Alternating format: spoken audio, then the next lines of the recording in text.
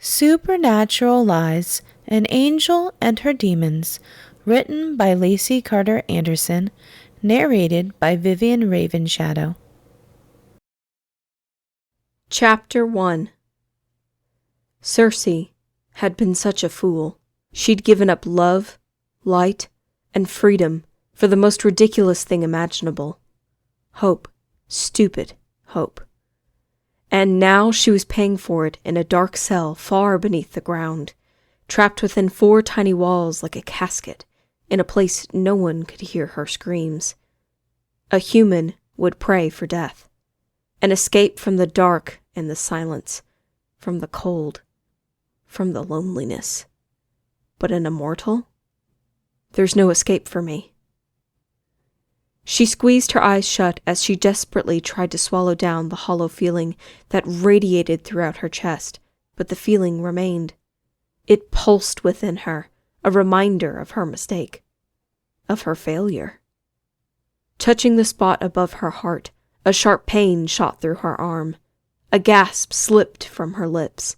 She dropped her hand, hating how much her body hurt. All the time. I'm growing weaker with each day that passes. A strange panic uncurled inside of her. Instinctually, she called her soul blade into her hand, then used her magic to make a light blue fire dance along the sharp edge. Instantly, she winced. The light hurt. It burned her eyes after so long in the dark, but sometimes she needed it to chase away the shadows that seized her heart. After several long seconds, the light grew slightly more tolerable, but then her prison came into focus. Her pulse sped up. The filthy walls looked as if they'd bled, and even though she knew the dark coloring that dripped down was likely moisture and rust, it still turned her stomach. She sent her soul blade away. That was one thing about her prison. The darkness was preferable to the light. And yet, if her blade gave off warmth, she would have kept it, despite how the sight of her prison made her heart race and her stomach turn, because her damp cell was intolerable. Angels had a tendency to run cold, but the chill that lay heavy in the cell was unlike anything she'd experienced in her life. It was the kind of clawing coldness that cut deeply, bone deep. She was pretty sure even her demons would be cold here.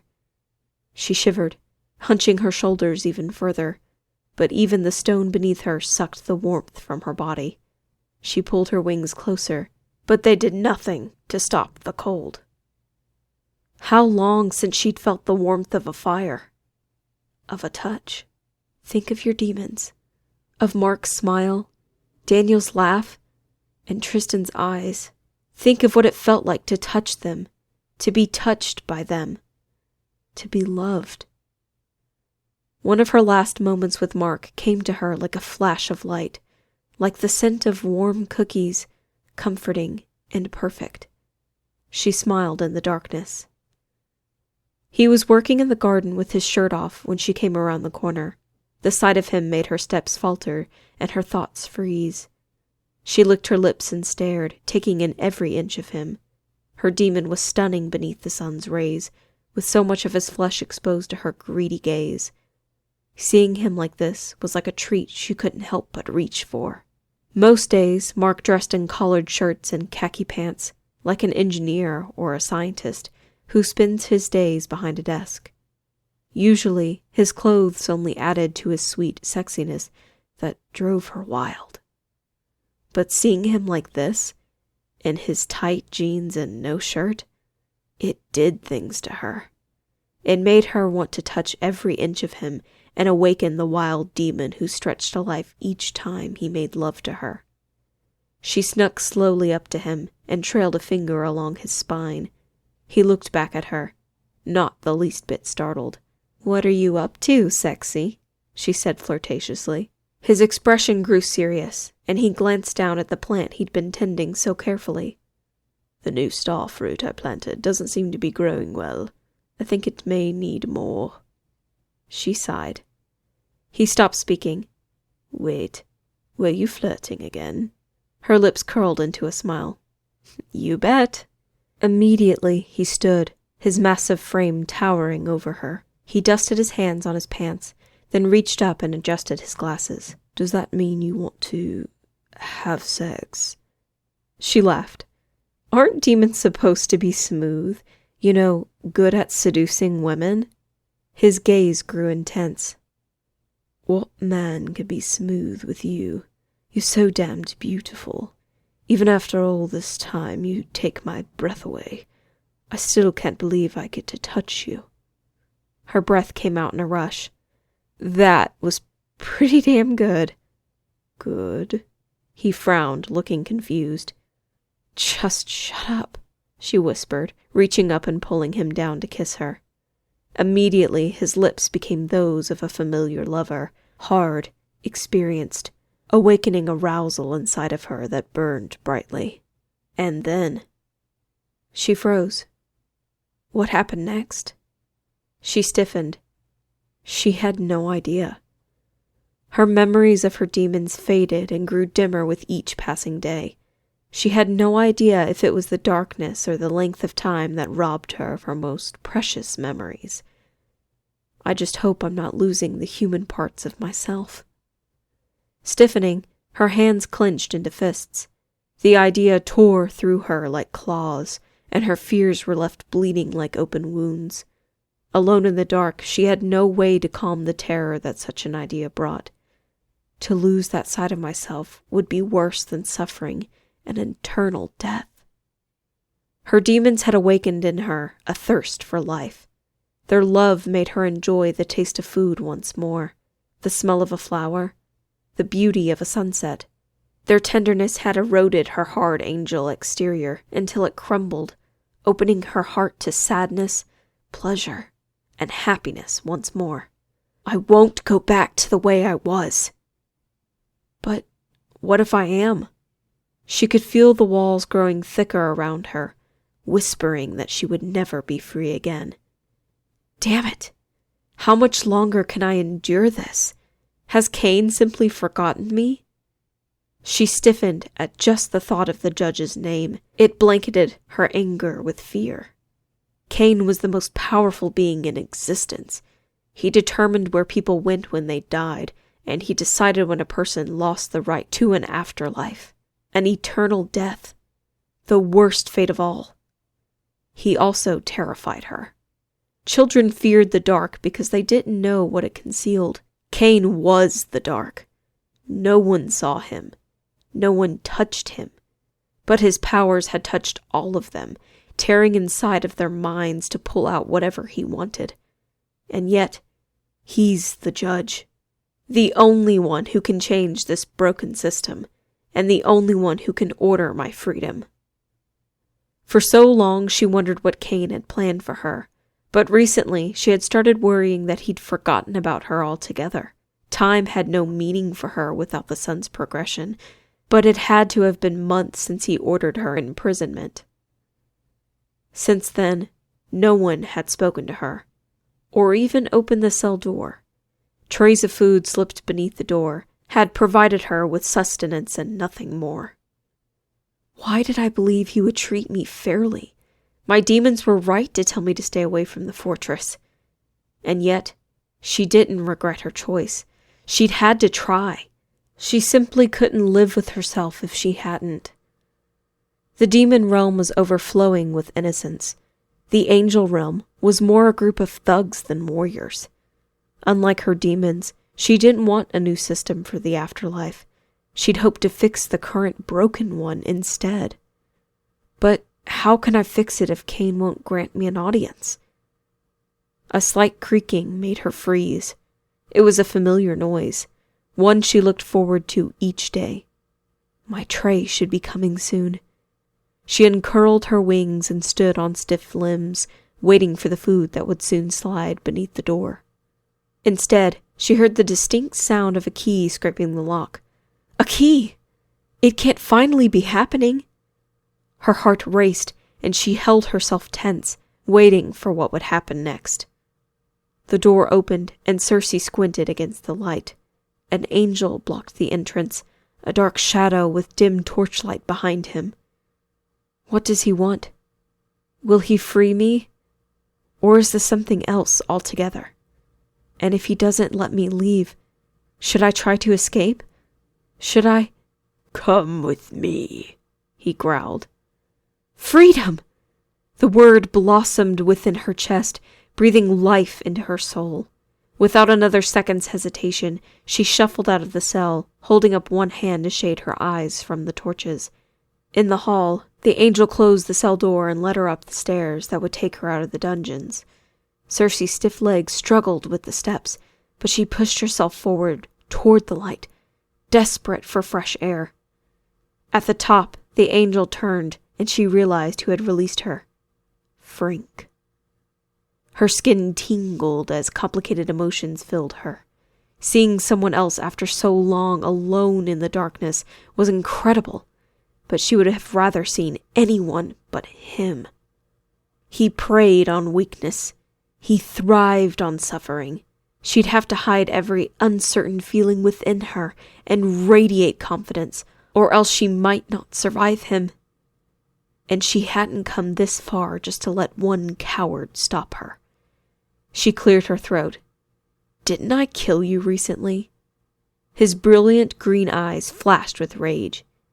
If it were my choice, I would return the favor. And if the rumors were true, he'd make it a slow and painful death. She forced a grin. But it isn't your choice. That must be driving you crazy. Frink snarled and grabbed her forearm, dragging her down the hall with rapid, angry steps. She struggled to keep up with him, but at the end of the hall, he opened a door and gestured for her to go inside. Circe froze. This isn't the throne room. His anger rolled off of him in waves. No kidding.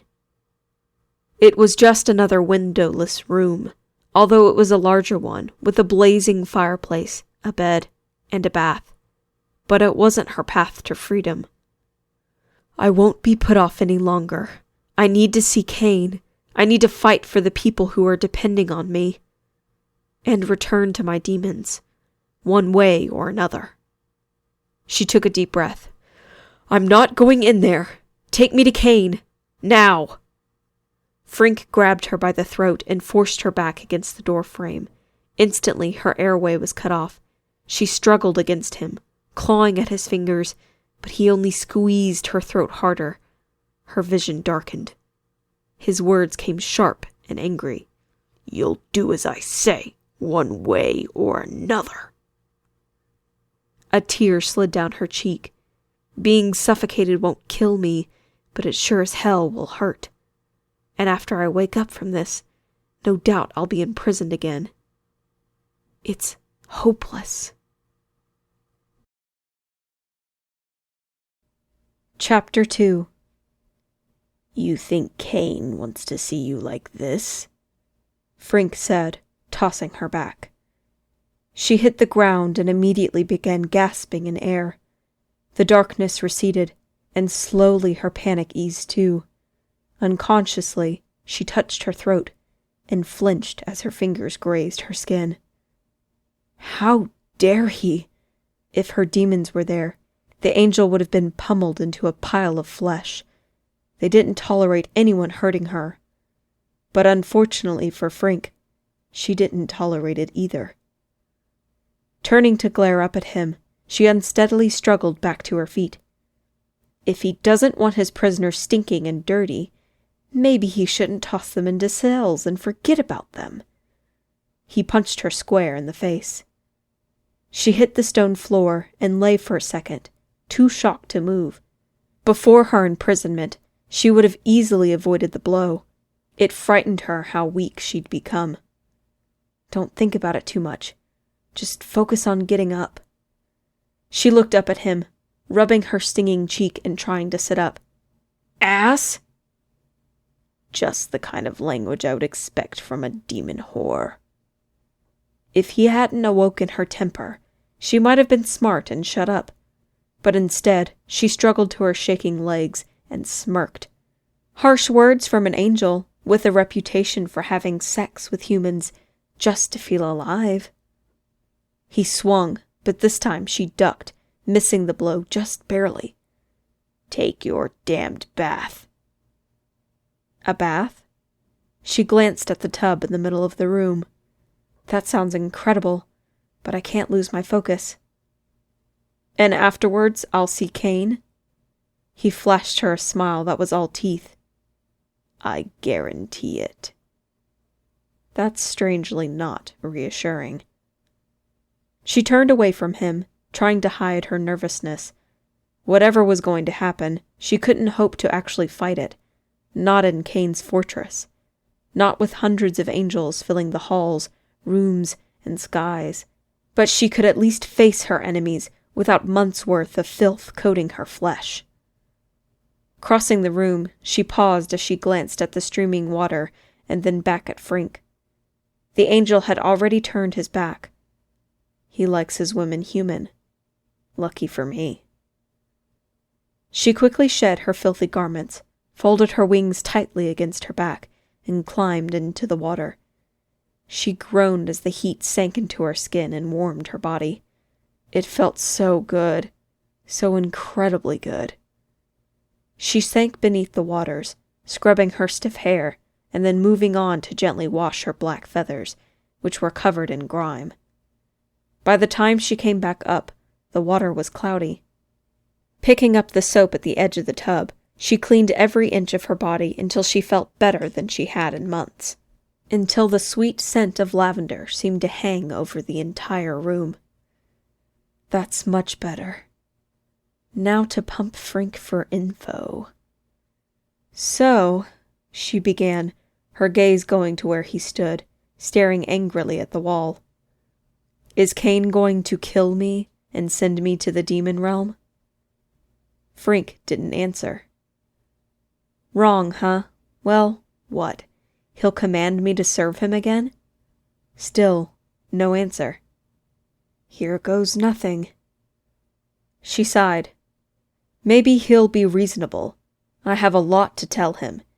If he would just listen, everything would change for the better. Things can't keep going the way they are. Something has to give. He glanced at her for the first time since she'd undressed. You can't possibly be stupid enough to think he'll listen to a word you say. After a second, he laughed. You actually do. You think he'll care that things aren't fair? You think he'll want to change? He shook his head. You are so freaking naive. He's wrong.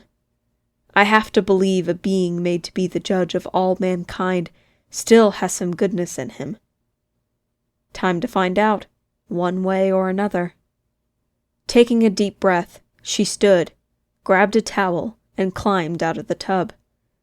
Drying quickly, she donned the simple white gown stretched out on the bed for her. Turning back to the angel, she gave a sharp nod. Lead on. His nostrils flared in unspoken rage, but he turned and opened the door. Time seemed to slow. Her feet brushed the stone floor as she followed him, her heart pounding. In her mind, she ran through every possible scenario, but nothing she imagined ended with her alive and returning to her demons. She tried to appear calm and confident, but she was pretty sure she failed. The urge to flee built inside her like a sickness. Her logical mind screamed that her fear was ridiculous, that this was what she'd been waiting for. But her heart refused to listen. It raced so hard it filled her ears, so fast her head felt light. Come on, Circe. Hold it together. Being brave doesn't mean you aren't scared. It means you do it anyway. The old words echoed in her mind. Where have I heard them before? She couldn't recall, but they kept her moving forward. Frink led her to the throne room, where the realm creator was located. She took a few steps forward before Frink closed the door, leaving her inside to face Kane, alone. I'm finally here. To face the judge. Today I could change the world, or be wiped from it, forever. With sweat sliding down her back, she scanned the massive room carved of gray stone, waiting to be acknowledged. The ceiling rose so high above them that she could scarcely see the top. She remembered that a hole above them allowed the angels to fly into the room, but she couldn't sense any fresh air coming from above. Instead, something oily and thick hung over the room, laced with a scent she'd never noticed before. Perhaps because the last time I was here, I was nothing more than a mindless soldier. Curling black magic cloaked the back half of the room. She'd never seen through the magic, but she knew the man and his throne were concealed within the darkness. Any confidence she had melted away as she sensed him watching her from the darkness. Slowly, she dropped her gaze, trying to keep her heart steady. The center of the room held the entrances to the realms themselves. They were two swirling portals that stood side by side. One was filled with a pure white light so bright it hurt her eyes, and the other was a black, more pure than on any earth. The angel realm and the demon realm. Beyond both of them, almost concealed by the dark cloud of magic, was the thing that made her sick to look upon. The Soul Destroyer. A place seldom used to destroy souls found too dangerous to be allowed an afterlife. Circe. Cain's voice swept over her, through her, dark, dangerous, and threatening. You have disappointed me. Everything I've risked, it's all been for this moment. I hope my demons were wrong. Instinct forced her down until she knelt prostrate before him, head bowed. And I have come when called, to explain myself, and for judgment. Silence snaked through the room. What will he say? What will he decide? You have destroyed your perfection by awakening the humanity within you. You have fallen in love with demons, and you have betrayed me. And for these things, you must be punished. And here goes nothing. On the surface, everything you've said is true, but my intentions were also just as true. She took a deep breath, knowing her own life, her very soul, could very well hang in the balance. Time has changed you, my lord. I have met many, many innocent demons, which can only mean that you're sending humans to the demon realm who don't deserve it. She took a deep breath, hating that her entire body shook. It must be difficult to be the judge of all of humanity, but something has gone wrong. You need to hear these things so that you can fix the wrongs and return to your former glory. After another long moment of silence, his voice came again. You will be stripped of your wings and return to Earth. Her heart pounded. I'll lose my wings? It's a cruel fate, but at least I'll be with my demons once more. Yet, he didn't respond to my words. But what if the changes I spoke of? He continued, as if he hadn't heard her. But that is not enough, is it? For you have already turned your back on what it means to be an angel. His words were barely louder than a whisper, and yet they carried through the room like a crack of thunder. I could destroy your soul, but what good would that do me? Her breathing filled her ears. This is not good. If I ran, could I escape? Not the fortress, nor the army of angels that circle the skies above me. There is a war coming, Circe, and your demons will play a part. There is only one thing I can do that will both punish you and help me. Please, Cain. Please, my lord. Her limbs shook, her muscles tensing. She had to run, at least try, no matter the odds against her. I will give you what you want. I will return you to your demons. I will take every ounce of the humanity you have stolen over the years, and I will return them to a cold angel. You will have no memories of them. Without your confusing human emotions to drag you down, you will gain their trust once more, and you will betray them. For me. She rose, shaking her head. I will not. His cold laugh came, so harsh it wrapped itself around her throat. That's the thing, my dear. You don't have a choice. Racing to the doors, she pulled on the handles, but they were sealed shut. Calling her soul blade to herself, she held it out before her, ready to fight, ready to take on the most powerful being in all the realms. Anything to keep my demons safe. His voice came, so close she could feel his breath on her ear. Do you really think I care who is guilty or innocent? She spun, holding her sword out in front of her and scanning the darkness surrounding her. Where is he? Where is he? She could see nothing. She tried again. But that's the job of the judge. Speak. Show yourself. He laughed, a cruel, awful sound that came from everywhere, but nowhere. Not this judge. He's mad. My demons were right. He must be overthrown. Spreading out her wings, she leapt into the air, heading for the escape in the ceiling. Pushing herself faster and faster, she glanced back to see the swirling darkness barreling after her. She clenched her teeth. No. No! She wouldn't let him reach her. Shooting forward, her eyes widened. The hole in the ceiling. It was gone. She slammed into the space it had once been. Beating her wings to keep from falling, she clawed at the stone. I'm trapped. The darkness enveloped her an instant later, and cold hands grasped her throat. As Cain pried into her mind with his cruel, violating touch, she thought of her demons. Tears slid down her cheeks as she focused on their faces, and then the memory was snatched away, lost to her forever. I failed.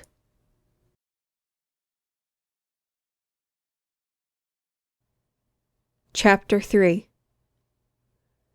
Circe woke shivering, so cold she thought she must be dead. She opened her eyes and stared at a dark sky filled with snowflakes swirling toward her. She began to cry, shaking with a terrible loss that she didn't understand. Tears flowed down her frozen cheeks. It was strange to cry for no reason, and yet to feel deep inside that she had lost something beautiful and sacred. But what? After several long minutes, she gathered her wits about her and stood on stiff legs. She found herself naked and alone in a field of pale green grass. Snow drifted lazily from the sky, covering the green grass. What's wrong with that picture? Why is the grass so green and new, and yet the snow keeps coming? Behind her, her wings felt strange. They seemed to shiver on her back, as if afraid. She turned to look at them, and frowned. A cold breeze began to stir her feathers, but within moments the breeze changed into a rustling wind that swirled and clawed at her like a pack of angry birds. The wind whispered of magic and punishment. Tremors swept through her body. What is this? In horror, she watched as her black feathers were torn from her wings. Pain came sharp and awful. Each feather was like a nail pulled from her fingertips. She screamed, trying to hold her wings, but the wind continued its assault. Deep red blood ran down her wings, painting her remaining feathers. Time seemed to slow. Her feathers drifted behind her in a cloud, mixing with the snow, dark smudges against the pure white. No! She sobbed. But instead of stopping, the wind picked up, harder and faster. A primal scream tore from her lips, a sound that continued without end, echoing through her. I need to escape. Blindly, she climbed to her feet and began running through the snow on legs that shook, but the vicious wind was everywhere, a whirlwind without escape. Her feathers were no longer just being pulled free, but plucked out, as if by angry hands. The pain was mind-numbing. But just when she thought she couldn't take another moment of it, her entire wings were torn from her back. Crumbling to her knees, her mouth opened and closed, but no sounds came out. Pain made every nerve in her body scream, and yet she couldn't move. Warm blood ran down her back, soaking her flesh. Time passed. She had no idea how long, but she remained kneeling, overwhelmed by her suffering. Eventually, the pain was replaced by a strange numbness. Reaching with fingers that shook, she touched her back. There was nothing left. Nothing but bloody gashes that would soon be no more than pale scars. She reached behind her and traced the wounds with her fingers as hot tears slid down her cheeks. Why did this happen? What cruel being would punish me so? Her memories were vacant, empty, and yet she knew those wings were hers, a part of her, always. I was an angel. But now what am I? There was movement, light in the distance. She stared at it. 3 shapes started toward her across the snowy field. Blinking through her tears, watching as they came closer and the shapes became men. I don't know whether to be afraid or hopeful. When they saw her, they ran toward her, panic in their gazes. The first one reached her with outstretched hands, but she cowered back. He froze, his thoughts written clearly across his handsome face. He didn't expect her to pull away from him. "What do you want?" she asked, her voice shaking. He opened his mouth, then closed it. With a hand that visibly shook, he reached up and adjusted his glasses. Are you all right?" She wrapped her arms around her body. "No, I have no memory, no name. And my wings." She couldn't finish the rest. The 2 other men stopped beside him, and she could feel their stares. The first man knelt down. "You're cold. Let us take you home. We can help." "I don't know these men. But then, I don't know anyone." She nodded. He swept her into his arms and carried her from the field. She stared over his shoulder. But there, on his sleeve, was one of her black feathers, a tiny one. She plucked it from his clothing and clutched it in her hand. "At least, I have this." Chapter 4. Mark carried their sweet Circe in his arms. She shivered uncontrollably, her face ashen, dirty, and tear-stained. He was so grateful they found her. He feared they'd lost her forever. But I couldn't have imagined that we'd find her, wings and memory gone.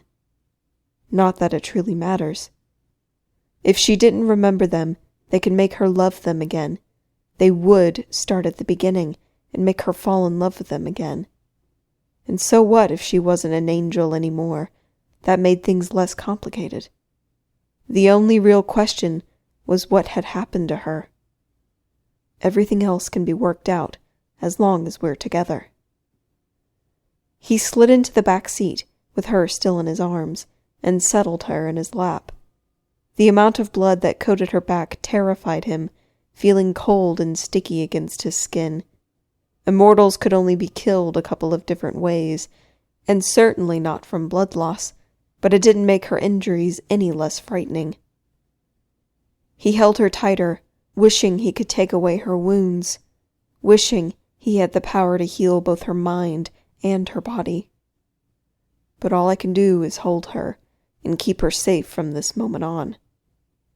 At least she didn't try to pull away. He didn't think he could ever let her go again. Maybe tonight I'll finally be able to sleep soundly. His eternal brothers climbed into the car. Daniel took the front seat, while Tristan rode shotgun. As Daniel started the engine, Mark saw him look back at them in the rear-view mirror. His dark eyes were filled with anguish. Daniel's faith in goodness was always paper-thin. Mark hoped Cersei's condition wouldn't completely destroy him. I hope he's strong enough to fight for love. Tristan, on the other hand, didn't look back at them, but Mark could feel the tension radiating from him. He doesn't know what to do with an emotion like this, with this kind of sadness and disappointment. Tristan's eyes were closed, and his jaw was clenched. He sat unmoving, like a creature carved from stone. But there's always so much raging beneath his quiet surface. That was the thing about eternal brothers. Demons connected together in the afterlife. They always had an inner sense of each other, whether they wanted to or not. And his brother's misery was so powerful, it was nearly suffocating. Mark wanted to reassure them, but he couldn't. None of them knew what would happen. As they pulled away, Cersei looked up at him, and Mark fell in love all over again. She was their world, beautiful inside and out. Her long dark hair, usually in waves down her back, lay matted around her. Her eyes, normally a stunning hazel, looked weak and bloodshot. Her skin was so white from the cold, it was eerie. But whatever she'd been through, she was still the most beautiful thing he'd ever seen.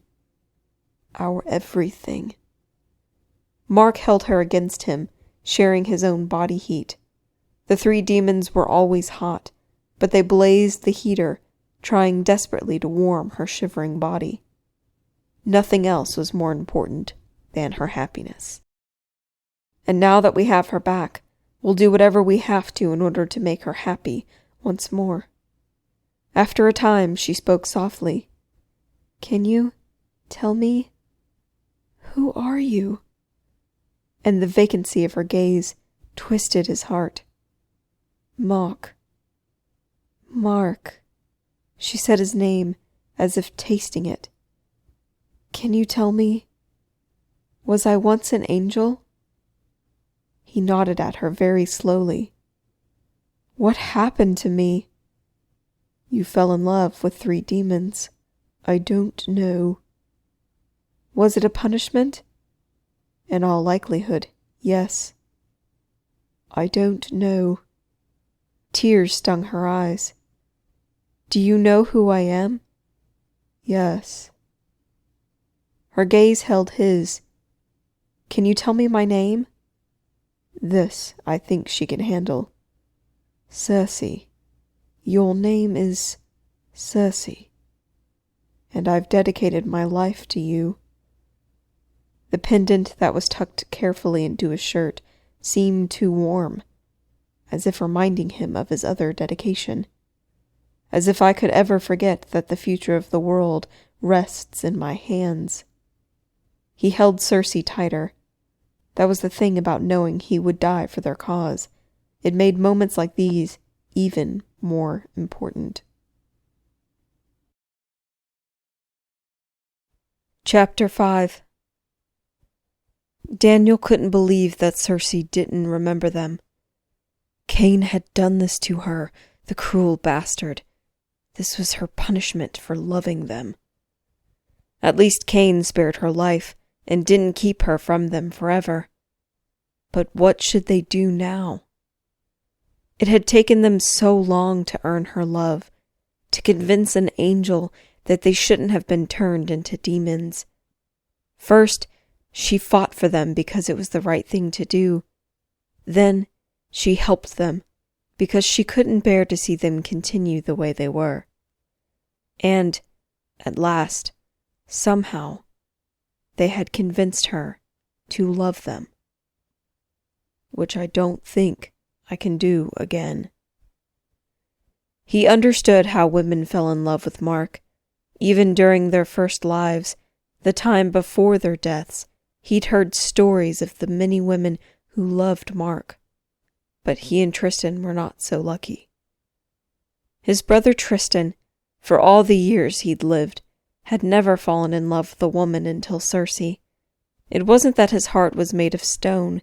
It was simply that his focus had been protecting those that needed him, not on what would make him happy. But for me, I'm just a straight-up asshole.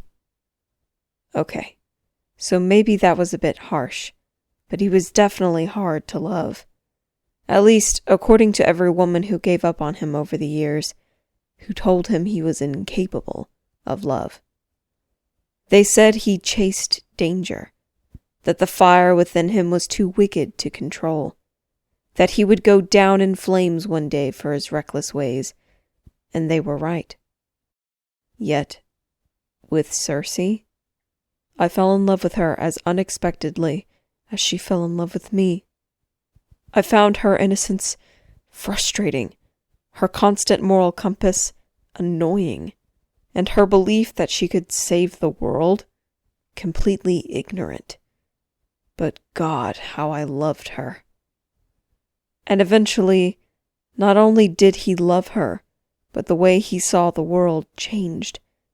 She taught him there was something beautiful about innocence, something admirable about a strong moral compass. When she had saved their world, he realized he'd been a coward for not trying to do the same. As he gripped the steering wheel and turned onto the freeway, he couldn't help but look back at her again, the incredible creature who gave up her safety and turned her back on her own kind for them, was gone. We've lost her forever. Chapter 6. Tristan would kill those angel bastards for this. He would tear them from the heavens and shred their wings for what they had done to her. When she left to face Cain, she was so certain he would treat her fairly, that he would forgive her for loving us. They begged her to run away with them, to hide. Unfortunately, at the core of her being, Circe believed Cain would want to hear her out. She had stubbornly refused to let it go. Her eyes had twinkled with certainty, her chin raised in confidence. All would be well, she had said. That was a year ago, and until tonight, they hadn't seen her since.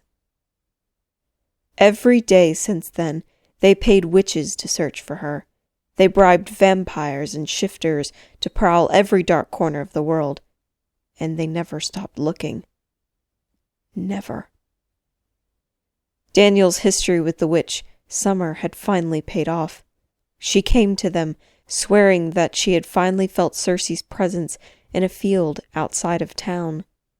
They'd come there, not knowing what they would find, yet they hoped for a miracle.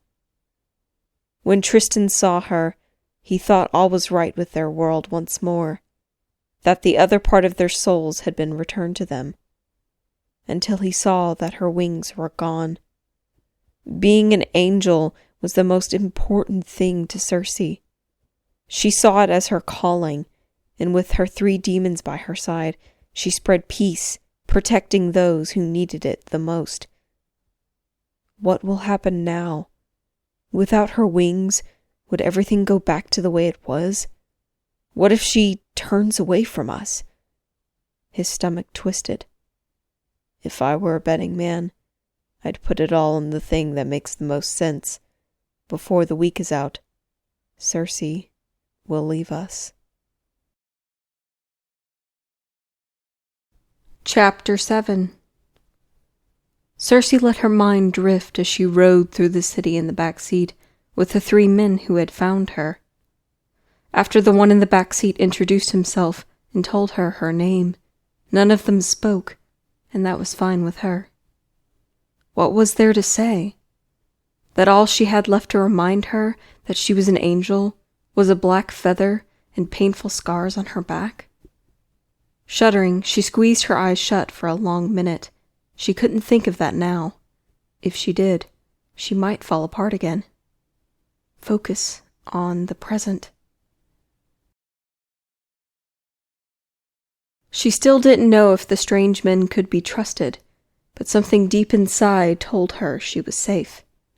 There was just something kind about them. She even drew unexpected comfort from being held in the strong arms of the man named Mark. They continued driving in silence as they left the woods behind and entered a bright city. She stared out the window without seeing until they drove through a tiny gate into a lush landscape of plants and trees. There was a kind of quiet splendor to the wildness of the plants and trees that made her feel as if they had entered a sanctuary. What a strange place. She sat up slightly as a beautiful home rose up in the midst of the stunning garden. The home was larger than she expected in the city, like a charming brick manor untouched by time. One of the men turned off the engine, and they all stared at the dark manor. There was something in the air that she couldn't quite put her finger on, but the man holding her looked strangely relieved. "We're home," Mark whispered, opening the door and carrying her out into the chilly night.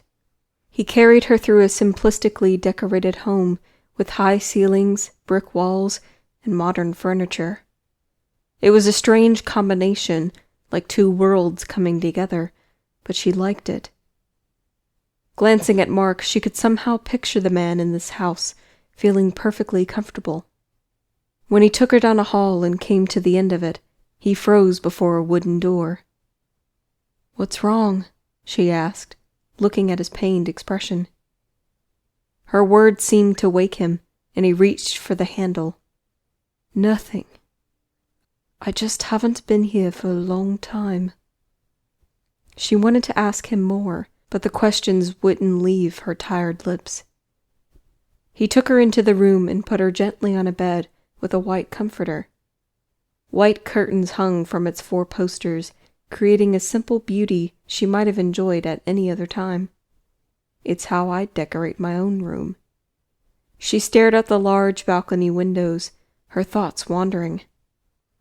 She heard Mark draw a bath for her. "Do you need help?" He gestured from her to the bath.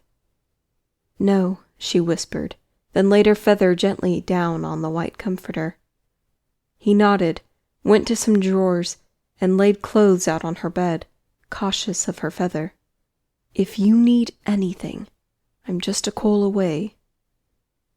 If her heart hadn't felt so broken, she might have smiled. Instead, she stared at him until he left. She went to the bathroom and stared at her reflection in the mirror. The woman looking back at her looked sickly thin and sad. Sweeping her dark hair off her shoulder, she turned and looked at the ugly red scars on her back and her skin stained with blood. A sob exploded from her lips.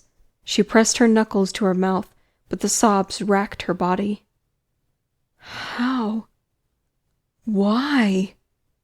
She cried harder. Collapsing onto her knees, she willed herself to stop crying, but it didn't work. The tears came, no matter how much she begged them to stop, running in angry streams down her face, shaking her entire frame. She wasn't sure how much time passed before she finally gained some control. Rubbing at her face, she grabbed the side of the large bathtub and pulled herself up, and then into it. As she sat in the bath, it was a long time before she could scrub herself clean, and even then, she did it mechanically, thoughtlessly. She felt so empty, so broken. But when this bath is over, I need to have put my sadness behind me. If I let it, it'll consume me, and then I'll never find out how I lost my wings or how to get them back. Yet, she gave herself a few more minutes to mourn her soul-shattering loss, a few precious moments to bandage herself back together. At last, she found the strength of will to climb out of the bath and dry herself. She dressed slowly, finding that the clothing fit her almost perfectly, which seemed odd. She saw that food waited on a tray near her bed, but she didn't touch it, as hungry as she was. Instead, she picked up her feather, stroking its softness with her fingertip. What now? She stood in the center of the room, staring without seeing. I need something to help me pull myself out of this grief. Moving to the balcony, her gaze was drawn to the lush gardens of the estate and beyond them to the lights of the city. What will I find out there? She clung to her black feather as if it could somehow protect her from the unknown world. Are you feeling better? The deep voice startled her and she spun, gripping her feather protectively. Mark studied her from the doorway with a small smile. His smile meant everything. It drew her from her sadness, awakening a warmth inside her that was surprising. She clung to the feeling like a torch in the darkness. The stranger was handsome, but when he smiled, he was breathtaking. The kind of man women would throw themselves at. A man like him must have a wife, or a girlfriend. She was surprised by the rush of jealousy the thought brought. He didn't belong to her. So why do I feel like he should? Hesitantly, she returned his smile, taking the time to really look at him. His hair was light brown and messy, like he had just run his fingers through it. His rimless glasses didn't hide his eyes, a pure blue, like the clearest waters imaginable. And he had the strong build of a man who worked often and hard with his hands. Circe. Concern caused little wrinkles to gather at the corners of his eyes. Are you feeling better? Stop staring and answer him. Much better, she answered. I've built a fire in the living room if you'd like to join us. Even though she was wearing sweatpants, a shirt, and a sweater, she was still cold. The hot bath chased away the worst of it, but curling up before the fire sounded perfect. That would be great. But before she went, she tucked the black feather beneath her pillow, just in case. He led her through the hall, but she stopped dead when she spotted the photos on the wall for the first time. The wall held framed pictures of her and the 3 men who had rescued her. Sometimes she was kissing them, each of them, and sometimes they were holding her. No matter the context, in all of the pictures, they were laughing. The pictures made it seem that the 4 of them were together, romantically. Circe. He turned and stopped silent. What is this? We're together? She asked, her head spinning. After a long, painful second, he nodded. Yet there's nothing in my mind, no memories, no instinct that this is who I am. The realization turned her gut. I want to know everything you can tell me about myself. He looked uncertain. You've only just come back. Are you sure? Of course. I have to know. Perhaps they can even tell me why I lost my wings. The thought made the scars, where her wings once sprouted, give a painful twist. The corners of her eyes stung with unshed tears, but she pushed her sadness away. Focus on learning how you lost them, so you can get them back. And so, he led her into the living room where the other 2 men waited. They sat on a couch before a fire, holding mugs of coffee, and looking remarkably uncomfortable. It's strange. I don't even remember their names. She settled on the rug before the blazing fire and took a blanket from the couch, pulling it around herself. She stared at the 2 men who watched her silently, trying to act normal in a situation that was completely abnormal. Mark returned with 2 mugs of steaming coffee in his hands and gave her one before sitting on the floor next to her. He looked at the other 2 men. She wants us to help fill in her memories. The man with the blonde hair and dark eyes spoke first. Not a chance. His angry tone drew her gaze to him. This man hummed with an unspoken power, as if he were accustomed to commanding every room he entered. He had the build of a well-disciplined swimmer and eyes the color of chocolate. Something about his gaze told her that he judged everyone and everything in his world, and found it lacking. I'm not sure I like him. That's Daniel, Mark told her. You love him, despite the fact that he's a pain in the ass. Do I? Daniel looked away, but she caught the flash of hurt in his eyes. We can't just fill her in on everything. It'll be too much for her right now. She stiffened. I can handle it. His angry gaze swung to her. You were just dropped from Zudesa. Your wings were torn off. You need time to get to know us, or the truth will be too much for you. Zudesa. The word blossomed within her mind. A distinct memory came back to her, of the day she died. There was nothing of her human life, but she remembered awakening in Zudesa and meeting Cain, the judge.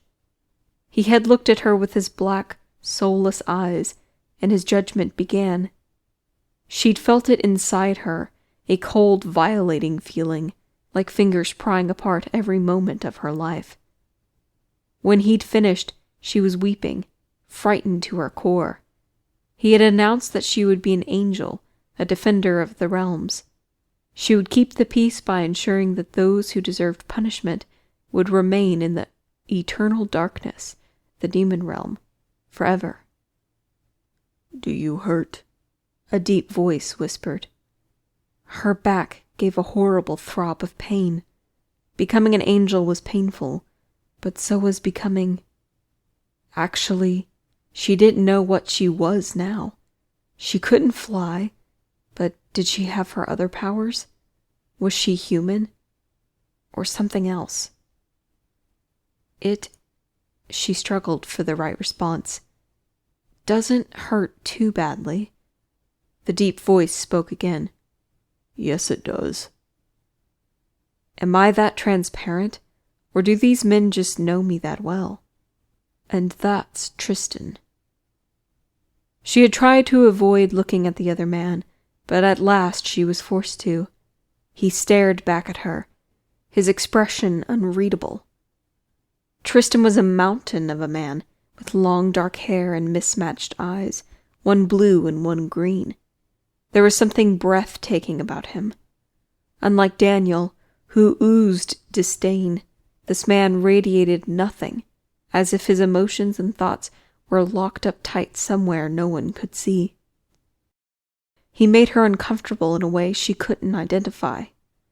It wasn't just that his massive size and chiseled good looks gave him a dangerous, inhuman quality. It was that his gaze always seemed to focus on her. He said little, but she could feel his stare. Who are you? She thought, tearing her gaze away from him. She took a sip of the coffee, wondering how best to approach these men. Cautiously. Were we together before my death? Before I became an angel? Daniel tilted his head and leaned back in his chair, crossing his ankles in front of him in a strangely arrogant way. Sorry, babe. As nice a story as that would be, it didn't happen that way. In fact, when you fell in love with us, we were demons, and you were an angel. Her coffee dropped from her fingertips and onto the carpeted floor. You guys are demons? The enemy. Mark swore and ran to the kitchen, grabbing a towel. Daniel, why the hell did you have to lead with that? She wanted to know the truth, he said, with a stiff shrug. Better she knows it right off the bat. That's impossible. Her voice shook as she spoke. I would never. Demons are evil. Circe, Mark began, but Daniel cut him off. That's probably why you were kicked out of the angel realm, because you didn't just love us, you saved us from the demon realm. She felt sick. I would never do something like that. Not even for love. Mark glared at the other man and touched her knee. You didn't save us because you loved us. You saved us because it was the right thing to do. Demons are evil. I'm not the one who decides right or wrong. Cain does. I just follow orders. That's the job of an angel. Why was it the right thing to save you? Mark spoke gently. We should never have been in hell. They made a mistake, and you simply fixed it. I need to lie down, she stated abruptly, standing and stepping around Mark, who was cleaning up her spill. He dropped the towel and rose. Do you need... She needs time to think. Tristan's voice was calm, but she could feel his gaze burning through her. As she walked back to her room, avoiding the happy pictures on the wall, a cold fist squeezed her heart. Demons shouldn't be able to use their powers on angels.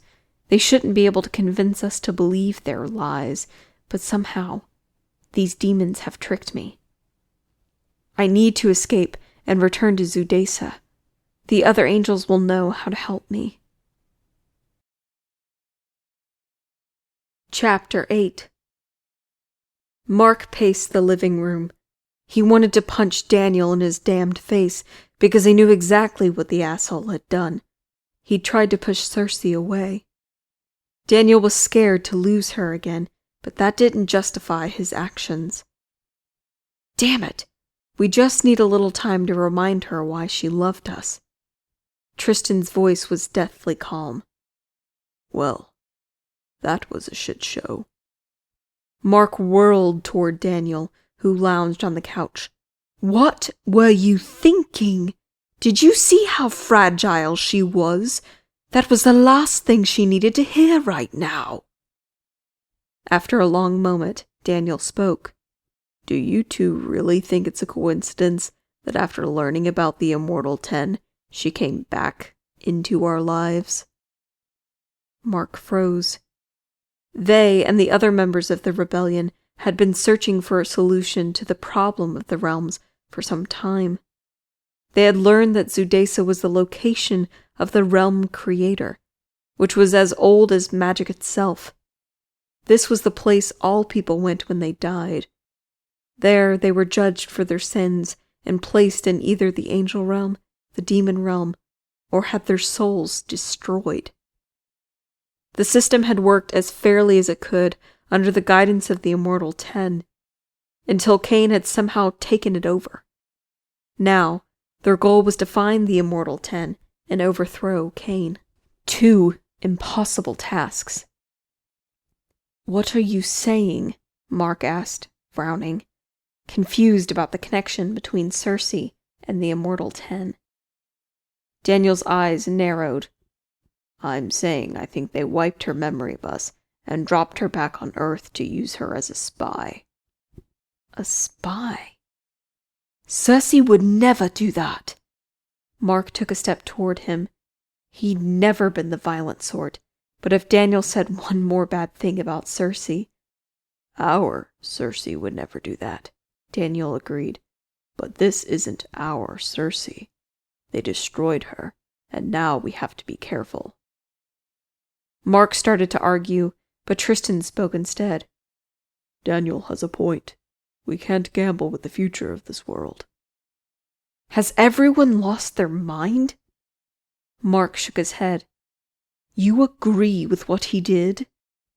Tristan raised an angry brow. No, he handled that like an absolute fool. But he's right. We can ease her into this and still be cautious. Mark suddenly felt exhausted. Sinking into the chair by the fire, he stared at the flames. And what if now that she knows what we are, she chooses to leave again? His question hung in the room like a ghost. After far too long, Tristan spoke. All we can do now is keep her safe. She's a disgraced angel. If the other angels find her, they'll kill her. He thinks we might have lost her too. Daniel rose from the couch, looking frustrated. You two are so damned emotional. Look, I'll go talk to her. I'll tell her we'll explain it all in the morning. Like that will help. Mark waved him off. You seem to know everything, so why not? Daniel swore and stomped through the house. Mark leaned his head back and closed his eyes. I can't believe we finally have her back, and we might have already messed up any chance of her loving us again. After a minute, Tristan spoke, his words tense. What's wrong? Mark sat up and turned to see Daniel in the entrance to the hall, his face pale. Every warning bell screamed to life. She's not in her room. What? Mark felt ice run down his spine. She's gone. That's impossible. Tristan ran for the hall, pushing past Daniel. But where could she have gone? Mark asked, his thoughts moving slowly, as if stuck in mud. Daniel sagged against the wall and put his face in his hands. To the angels. No, she can't have. They'll kill her. I fucked everything up, Daniel said, but Mark barely heard him. What happens when a disgraced angel is killed? His stomach twisted. He had heard tales, horrible tales. Cain won't let her be reborn. He'll destroy her eternal soul. Tristan raced back into the room. We have to go. Now. We have to find her. Mark stood on numb legs. She's an angel. She could have teleported herself anywhere. Tristan punched the wall, sending plaster raining to the ground. I don't care. We found her once. We'll find her again. Suddenly, Mark felt a spark of hope. Daniel, what about Summer? She'd do anything for you. She did it before. She can do it again. Daniel stiffened, then slowly nodded. We'll be able to find her again. Unless the angels get to her first. Chapter 9. Circe teleported as close to Zudesa as she could. The result left her standing on a tall hill, looking down at the formidable structure that housed the realm creator. The walls surrounding it were 60 feet tall and made of great stone. A dome of gray stone and shimmering white magic protected the ancient magic and the castle. A small hole at the top of the dome allowed angels to fly in and out. No angel could teleport in or out of Zudesa. It was a necessary security. How will I get in on foot? I guess I'll learn soon. Angels with white wings circled the dome like vultures. Vultures? Where had that thought come from? Angels weren't vultures. They were eagles of justice, protection, and honor. They guarded Cain and ensured that no one disturbed his important work as the judge of all humanity. She rose from her crouched position, looking out at the landscape of red rocks between her and Zudesa. I wish I'd worn shoes. Those red rocks were polished to a hard edge, and they would hurt. She'd been in such a rush to escape the demons that she hadn't even taken the time to dress properly. She needed to be with her brothers and sisters, the angels. She needed guidance, but more than that, she needed answers. Nothing to do but get moving. She started forward, and goosebumps erupted on her skin as she stepped through the protective barrier. She hadn't walked 10 steps when she felt the wind stir from wings beating high overhead. A second later, an angel landed hard in front of her. "Brother," she greeted, feeling a wave of relief. She knew this angel. Somehow. Frink, I need your help. His long dark hair fell in front of his face like a curtain, but as he slowly stood to his full height, piercing green eyes glared at her. She took a step back as his mouth curled in disgust and anger. Frink? She whispered, her voice shaking. He cocked his head in an almost animalistic gesture. You're here to ask me for help? She had to stop herself from recoiling from him. Why am I suddenly so afraid? I have nothing to fear from another angel. I awoke in a field. My memories are gone, my wings stripped. I need help remembering what happened. His expression froze, and his gaze seemed far away. You don't remember anything? Just becoming an angel, she confessed. The smile that slowly stretched his lips made her nerves crackle. Then by all means, let me help you. Chapter 10. While his brothers searched the streets, Daniel went to the one witch who could help. Taking a deep breath, he knocked on her shop door. Summer opened the door herself, and the beads over the windows jangled against the glass. When she saw who it was, her brown eyes widened, and her painted lips spread into a wide smile. Speak of the devil. She sounded out of breath, aroused. But then, that was exactly why Daniel had come to her. Not only was she powerful, she'd been clear about how badly she wanted him. Time to use my abilities. Summer, he leaned in closer. It's good to see you. Each word held a power that few, but another demon, could sense. His words would move over her flesh like a caress, easing her mind like a few too many drinks. She wouldn't have to do what he asked, but she'd want to, and she'd enjoy every moment of it. She gave a little giggle and leaned against her door frame. Is it? And here I thought you'd been very clear there was only one woman for you. He stepped closer, resting his forearm on the doorframe just above her head. Maybe I've changed my mind. The witch practically melted beneath his gaze. In that case, why don't you come in? She moved out of his way, just far enough that he had to rub against her as he passed. Revulsion shivered beneath his skin. Even flirting with another woman felt wrong. Circe was the only woman he wanted to touch. Unfortunately, he'd never forgive himself if something happened to her. Do this. For her. Moving through Summer's small shop, overwhelmed with the scent of incense burning, he sat at her little table. His gaze slid over the crystals and amulets lining the walls. I hate this place. Her hand rested on his shoulder, then slid down his chest. What did you come here for, Daniel? To see you, he lied, and to get help finding someone. Your angel again? Her words came out in an angry hiss. I already found her, and she no longer wishes to be with me. He hated that the pain in his voice wasn't feigned.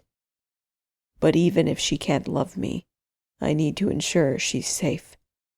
Summer was silent for a long moment. Then her fingers began to graze the muscles of his chest once more. So, once you find her, you won't be with her? No. Another long pause. Fine, I'll help, but I have expectations in return. He had to hold back a shudder. Of course. She swung her hips in a movement he knew she meant to be seductive and sat across from him. He could feel her power building. He held himself stiffly when she took his hand and her power sparked against his skin. Let me in, she whispered. Let me see her as you do, so that I may find her. It took everything within him to drop his guard and let her in. In his mind's eye, Daniel stared at Cersei's face, memorizing every line. Her flawless nose, her high cheekbones, her eyes, always so wide and filled with emotion. Running his fingers along her face, he watched in absolute wonder as she gasped. "Did I hurt you?" he whispered, pulling his fingers back.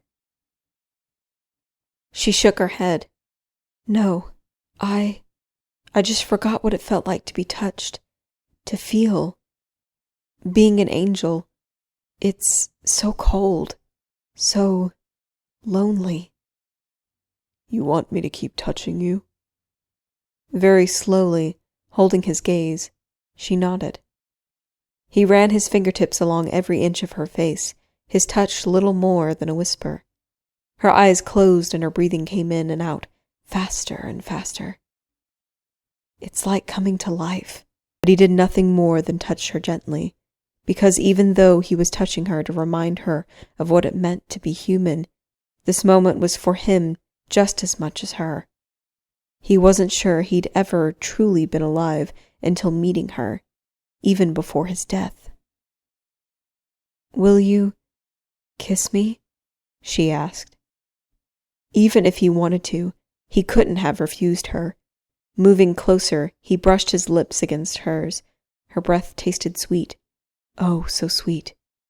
When her head tilted, her lips slanting to give him better access, he deepened the kiss, his tongue slipping into her mouth. One of his hands moved to her hips, drawing her closer. He stopped himself, even though it took every ounce of control he had. He shifted back from her, one painful inch after another. More than anything, he wanted to kiss her until her entire body hummed with need. He wanted to feel her melt beneath his touch as she clung to him, her thoughts scattering. He wanted to know she was wet and ready. He wanted to reach beneath her flowing skirts and touch her, to feel her rocking against his fingers, to hear the sounds of her moans of pleasure. But he needed to be sure that's what she wanted too, because, somehow, he knew, if he ever touched this woman, he wouldn't be able to stop. She opened her stunning eyes and stared right back at him. "Until now, I never understood why my brethren lie with humans. I thought being an angel was the greatest form of life that anyone could hope to be. But it isn't, is it?" Daniel brushed her hair back from her face. "No, there's nothing in all the realms like being human.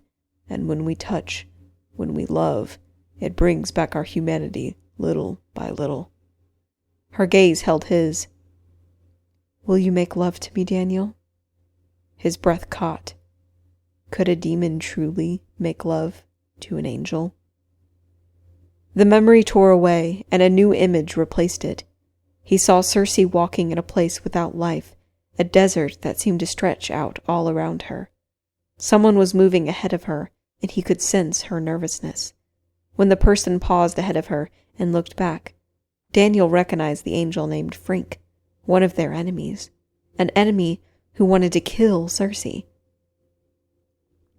He was leading her to Zudesa, a place he recognized from Cersei's description, and the place Daniel had gone when he died briefly before being thrown into the demon realm.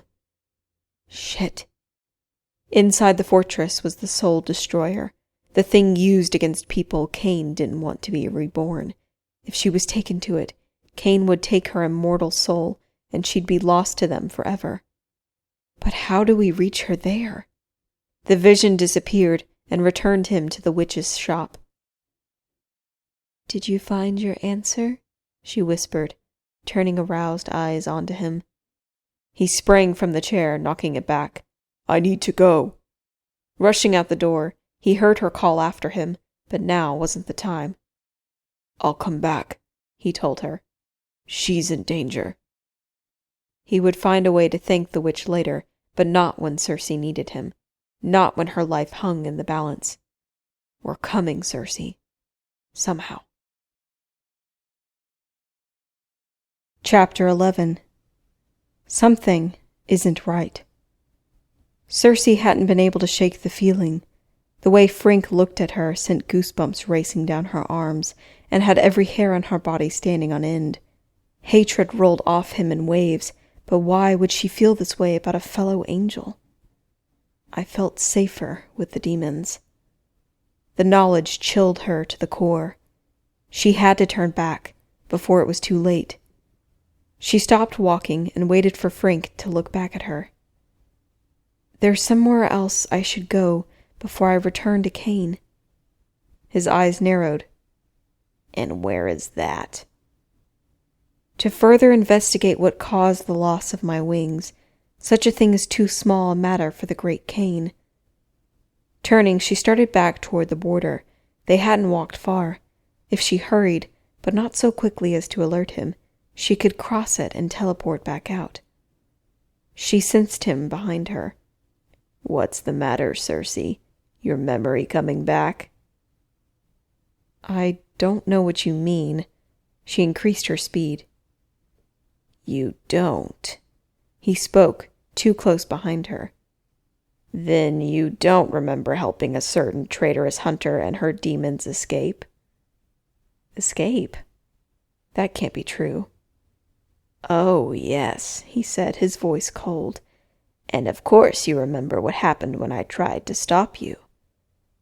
Her heart had been pounding so loudly in her ears she could scarcely hear anything else.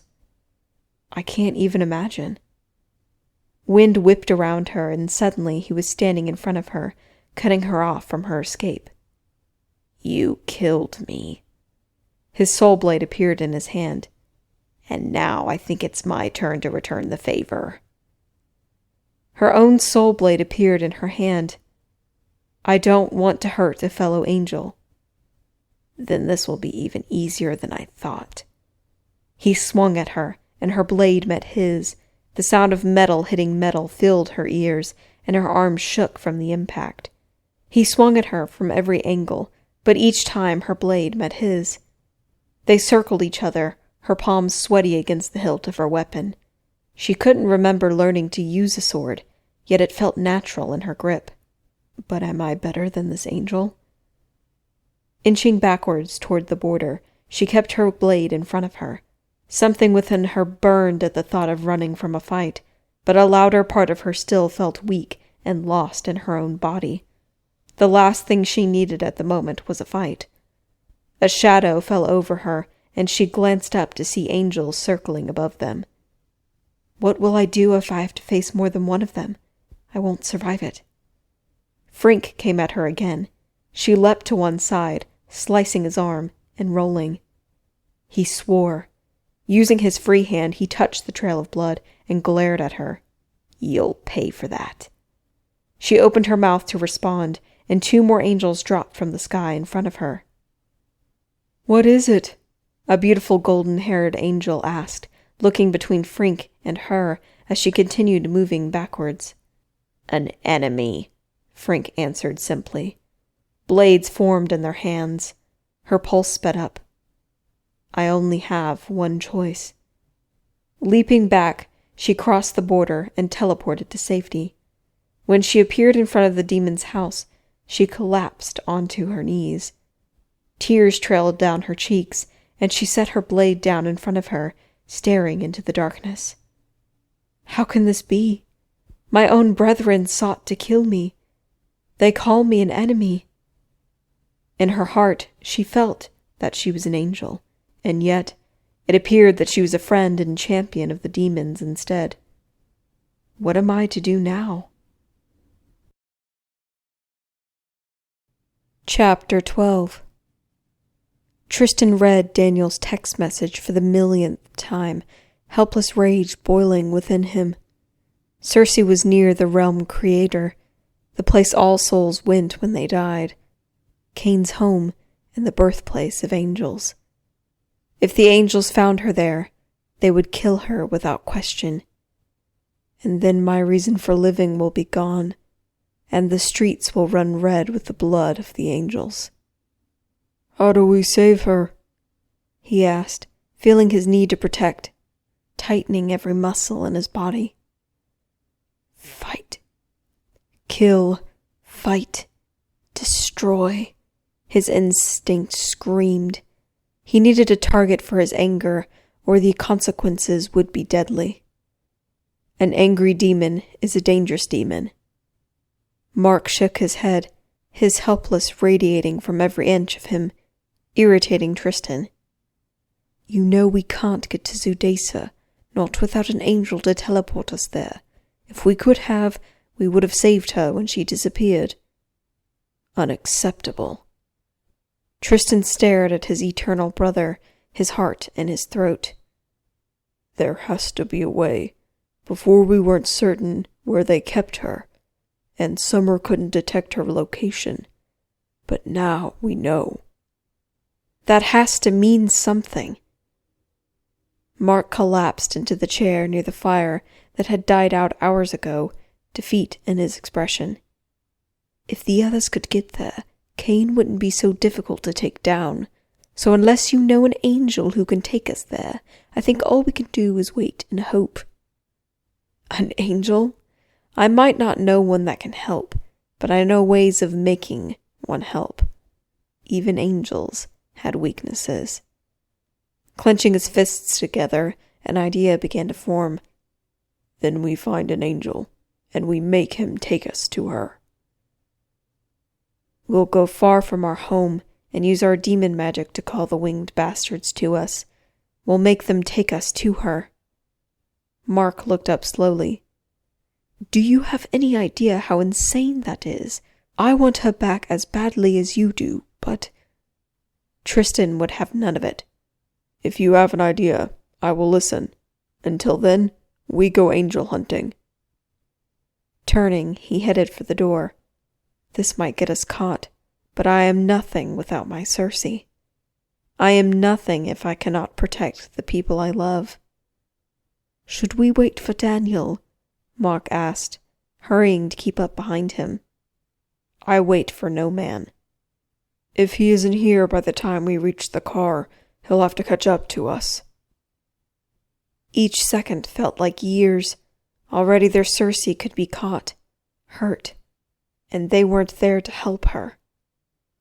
His instinct roared at just the thought of his beautiful woman injured, and his vision swam with red. He could sense death shadowing his every step. When he unleashed his fury, no angel would be safe. Hello?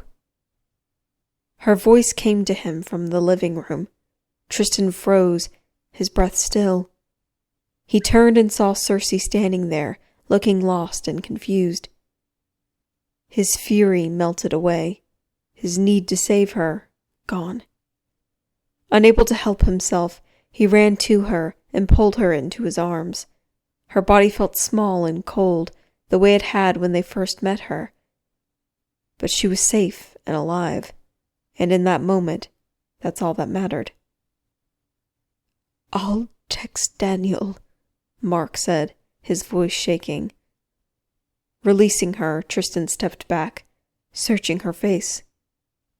You're all right. She moved away from him, her expression uncomfortable. She folded her arms over her chest and rubbed her upper arms before she spoke. I'm sorry I left, but You went back to your own kind. Her beautiful gaze met his. I couldn't believe that I would choose demons over angels. I thought you must be lying to me. But now you believe us? She sighed audibly. Let's be honest with each other. I don't know that I believe all of you. This is scary for me and difficult to wrap my mind around. But now I know the angels want me dead. So, I reached a decision. Tristan held his breath. Is this good or bad? And what's that? I don't know if I'll ever get my memories back, but if I run away from you, I'll never know why I made the choices I made. She frowned. And since I'm not welcome among my own kind anyway, you'll remain with us. The thought breathed fresh life into his heart.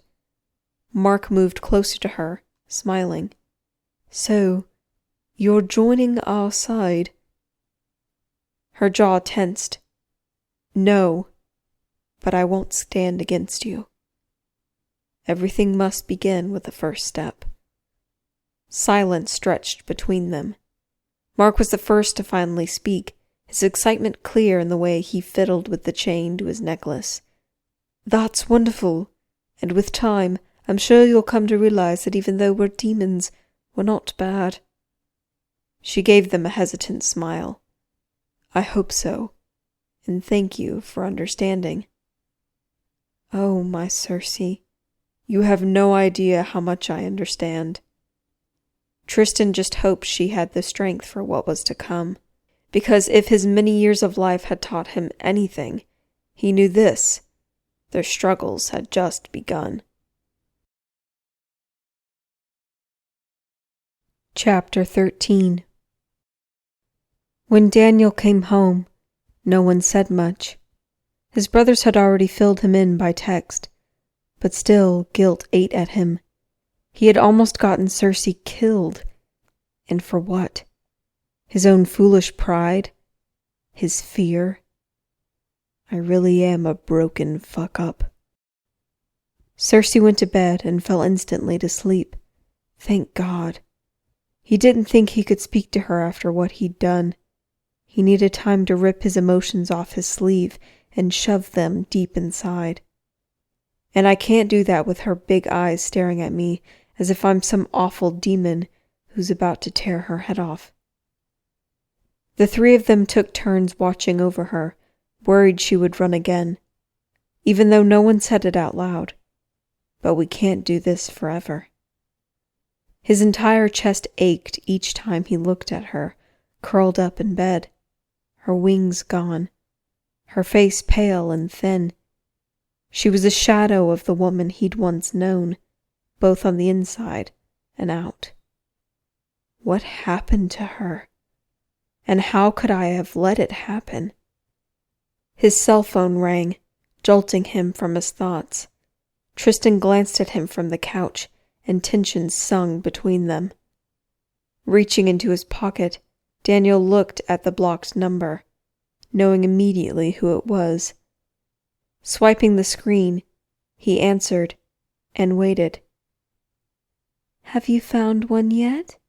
The familiar woman's voice came, whispered and intense. Daniel took a deep breath. "No, Then what the hell are you doing? I told you time is essential. We won't be able to keep our plan from Cain for long." "We had a complication." If finding Circe could be called that. "A fucking complication? Your brother has the one tool that can help us find them, and I gave you the information you need to use it. There's no excuse for any hesitation. Find them before it's too late." But the dial tone said the mystery caller had already hung up. "Was it her?" Tristan asked, although his tone suggested he already knew. "She's pissed." Daniel stuffed his phone back in his pocket, feeling as if the weight of the world rested on his shoulders. Which it did. They had a goal, an almost impossible task set before them. They had to find and save the Immortal 10, the 10 immortals who had once been the judges of mankind until Cain had mysteriously overthrown them. People we only learned about a few days ago. Cain erased their memories, scattering them like lost souls throughout the world. Finding the immortals and returning them to power was the only way to change the world, and they were the only ones who could do it. Even though I'm the last person who should have this kind of responsibility. When Daniel and his brothers had first started crawling up through the demon realms after their deaths, his goal had simply been to return to Earth and get back the life that had been taken from him. But this time, not to fuck it up. But Circe's passionate desire to change the system had spread through them like a wildfire, and now it wasn't something he could simply walk away from, as much as he wanted to. But things were different now. In order to protect their plan, they would need to keep it a secret from Circe. But could they do that? Probably not. And if she told Cain what they planned, it would put the entire rebellion at risk and the future of mankind. Which we can't do. Daniel glanced over at his brother. Tristan was staring in the distance, his expression far away. "How are we going to do this with her here?" Daniel asked. Tristan spoke slowly, as if this was exactly the problem he'd been considering since she returned. "She needs to be reminded of the cause, and why we do this. We should pursue the first of the Immortal 10 with her by our side. She doesn't need to know the significance of the person, only that he or she needs our help." Of course. It made perfect sense. One of the many differences between Circe and the other angels was that she didn't simply follow the brainwashing ideas of Cain. She didn't just see the world in black and white. She saw all the areas of gray and often got lost in them, just as the humans did. Mark came back into the room, and Tristan stood, leaving to take his place by Circe's bed. His brother said little as he grabbed a drink and collapsed onto the couch. Too bad I've got to make this crappy day even worse for him, after all the pressure he already feels. "Our mysterious informer called." Mark stiffened. What did she want? "To find out why we haven't started looking for the Immortals yet." His brother touched the silver chain around his neck, a nervous habit he'd had as long as Daniel had known him. I wish we could focus on Circe and forget all of this, but we can't. It's too important. I know. But Circe... The pained look on Mark's face was heart-wrenching. Tristan came up with a plan. Daniel explained their brother's idea, glad to finally have some good news to share. Mark looked relieved. That's the perfect way to save the Immortals and get our Circe back. But will this really bring her back to us? Something was bothering Daniel, and he finally realized what it was. You know, that's not the best way to bring her back to herself. There's another better way, and we all know it. What are you saying? Mark asked, his cheeks turning red. You know damn well what I'm saying. She needs to be touched. She needs us to make love to her. That's the only way to bring her human side back to life. Mark rubbed his face, looking flustered. I'm sure sex with us is the last thing on her mind. But we can change that. That's only because we haven't reminded her of how good it was. Mark rolled his eyes. She just went through hell. We are not talking to her about that now. Maybe not tonight, but tomorrow is soon enough. Daniel rose and went to the wet bar, making himself a scotch. Our Circe was a sarcastic, arrogant, funny-as-hell woman who wasn't afraid of anything. But until we awaken the human in her, she'll be the distant, thoughtful angel who can't connect with anything or anybody. You guys can pretend all you want that pulling her into our quest will be enough, but it won't be, so you'd better accept that now. We need to be patient. Daniel walked across the room and clicked his drink against his brother's. To patience. Not that I have any intention of waiting longer than I have to. Get some sleep. Tomorrow we pursue the first immortal. Mark shrugged. I'm not tired. Neither am I. So they sat together in silence, their arrogant, cocky demon shell peeled back for just a little while.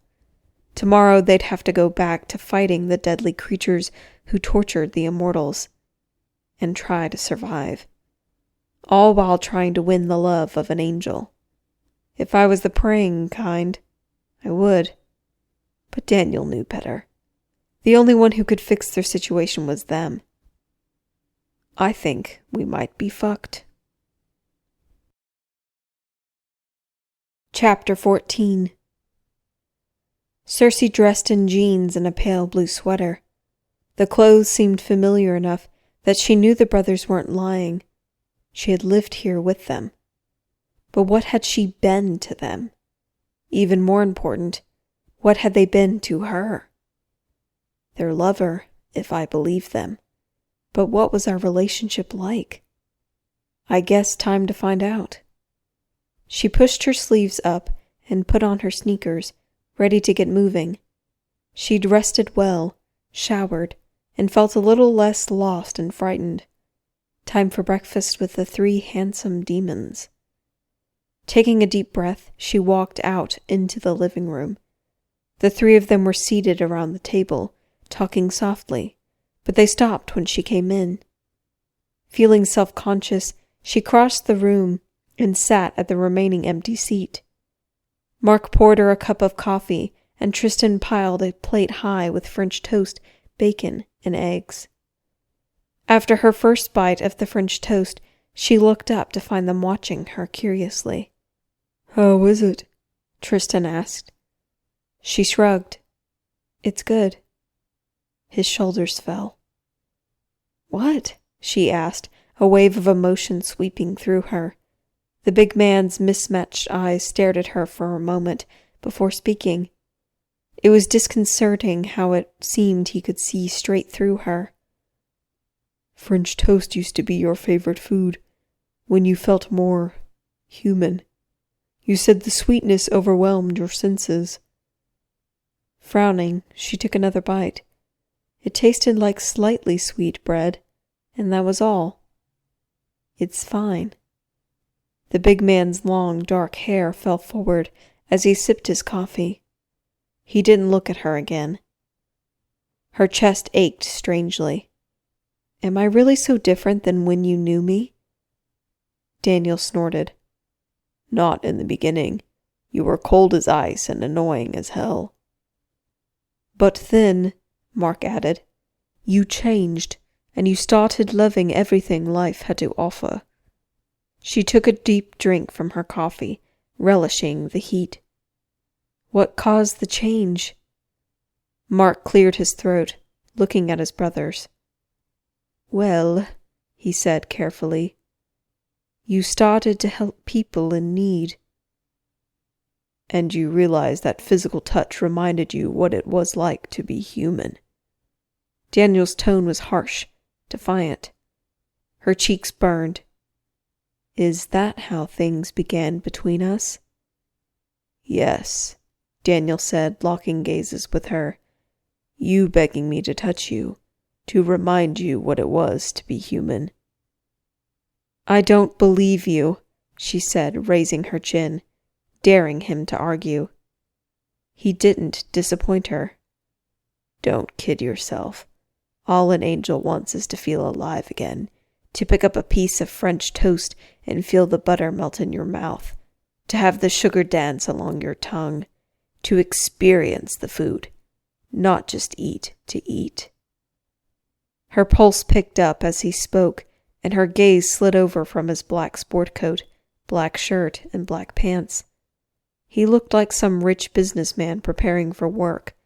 His clothes were almost ridiculously perfect. "Food's never been that important to me," she argued, having a feeling she hadn't cared that much about food when she was human. Daniel smirked. "But you always loved sex." "Daniel," Mark began in warning. "No," she said. "It's fine." "Ignore him." Mark reached across the table and patted her hand gently, as if she was a fragile child, which irritated her. "Not to worry. Daniel strikes me as the kind of man who uses corny lines to get women into bed all the time, so I won't take it seriously." Tristan laughed, but Daniel looked pleased at her rebuttal. "Maybe there's some of the old Circe in you after all." She stiffened. "Am I changing?" "Speaking of which," Mark said, clearing his throat, "we wanted to discuss something with you. Before you left, you assisted us on our missions. Would you like to continue doing so?" "Missions? And what exactly would that entail?" "Helping people who need us.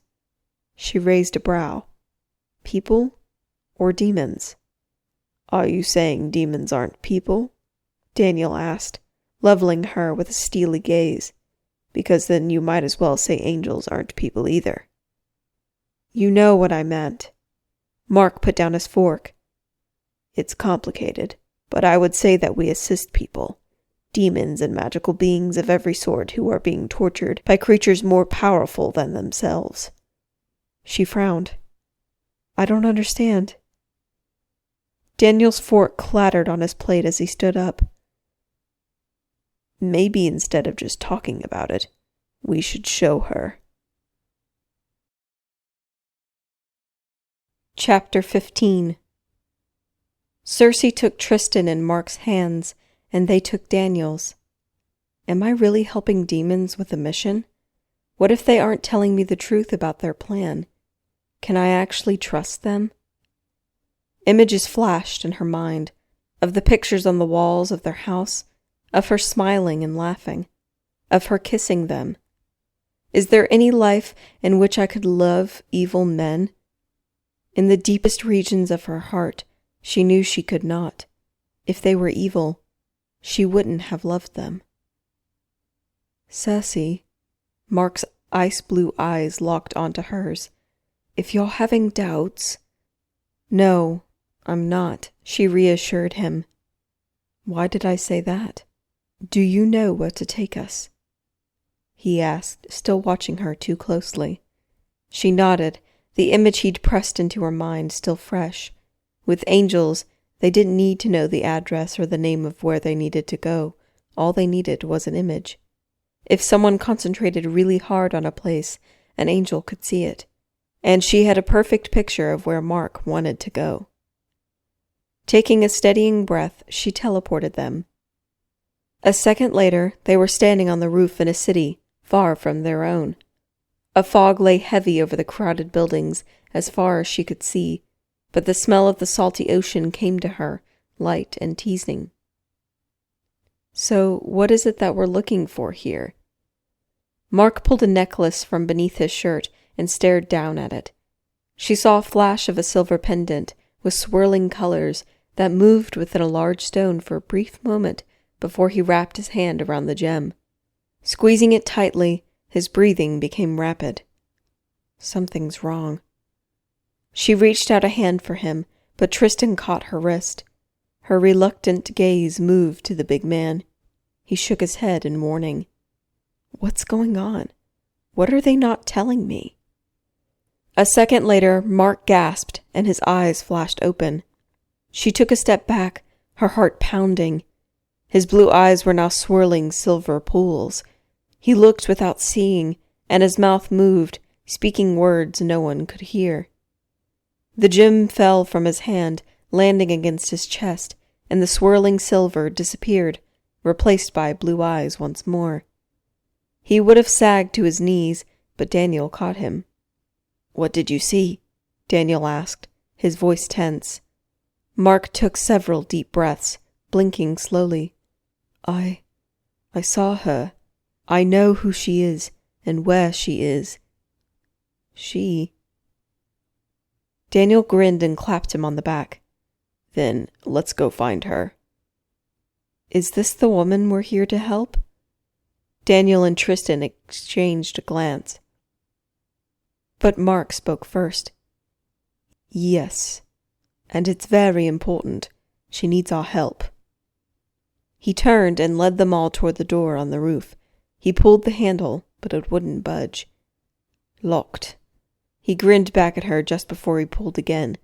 The metal on the door creaked as he bent it back and yanked the door open. Wow, that was... I don't know. Her cheeks flamed again. She bowed her head as she walked past him, trying to hide her embarrassment. Did I just find his strength attractive? The demons followed her down the dark stairs, the only sound their steps on the concrete. When they emerged onto the street below, Cersei hesitated. The sidewalks were filthy, but more than that, a general sense of danger and misery hung over the streets like a cloud. This way, Mark said, leading them to the left. They passed a homeless person lying sprawled on the sidewalk. Down the first alley, 6 people crowded around a fire burning in a trash can. Trash crunched beneath their feet as they walked. A chill settled beneath her skin that she couldn't quite shake. "What is this place?" she whispered. Daniel answered, "It used to be a thriving city. Before it was cursed." Who would do such a thing? His gaze slid to hers, but before he answered, she saw them. Angels walked in a group along the opposite sidewalks, their wings folded gracefully on their backs, although hidden from the sight of the humans by magic. "There's your answer." Each of Daniel's words were laced with bitterness. She frowned. That can't be true. An angel's job is to protect humanity from the cruelty of demons, but not to interfere with their lives otherwise. Daniel smirked. "And yet they do it all the time. All at the whim of that bastard Cain." One of the angels turned and looked straight at her. She stiffened, waiting to see what they would do. Surely they would recognize one of their own kind, even without her wings. Yet his gaze moved on. Her heart twisted. Were my wings all that made me an angel? What am I if even my own kind don't recognize me? And then an even more disturbing thought made a shiver run through her body. It's a good thing they don't recognize me, since now they see me as an enemy. "Are you all right?" Tristan asked. She folded her arms over her stomach. "Of course." "It'll get easier," he promised. For reasons she couldn't explain, his words brought her comfort. They walked until they left the main part of the city and moved to a neighborhood filled with tiny, run-down houses. When they reached the end of a cul-de-sac, Mark gestured to one particularly awful-looking house. "She's there, in that house," Mark said, pointing. "And what will we do once we see her?" Circe glanced between the house and her demons. Mark spoke as if to himself. "We'll save her from the angels." Chapter 16. Mark felt the sight moving through him, whispering to him. The ancient magic came to him, more powerful than anything he'd felt before. It showed him a woman preyed upon by the angels. She couldn't see them, yet they tortured her all the same. He recognized her as the goddess of love, one of the immortal 10, and the first god they intended to help. They had learned that Cain had devised a special cruelty for the immortal 10. Each time they were reborn, he erased their memories and sent his most faithful angels to make their existence pure misery, and to guard them, just in case. As the 4 of them came closer to the house, the shadows shivered and deepened. Chimes hung from the broken-down porch, their tune sad as the slight breeze pulled music from them.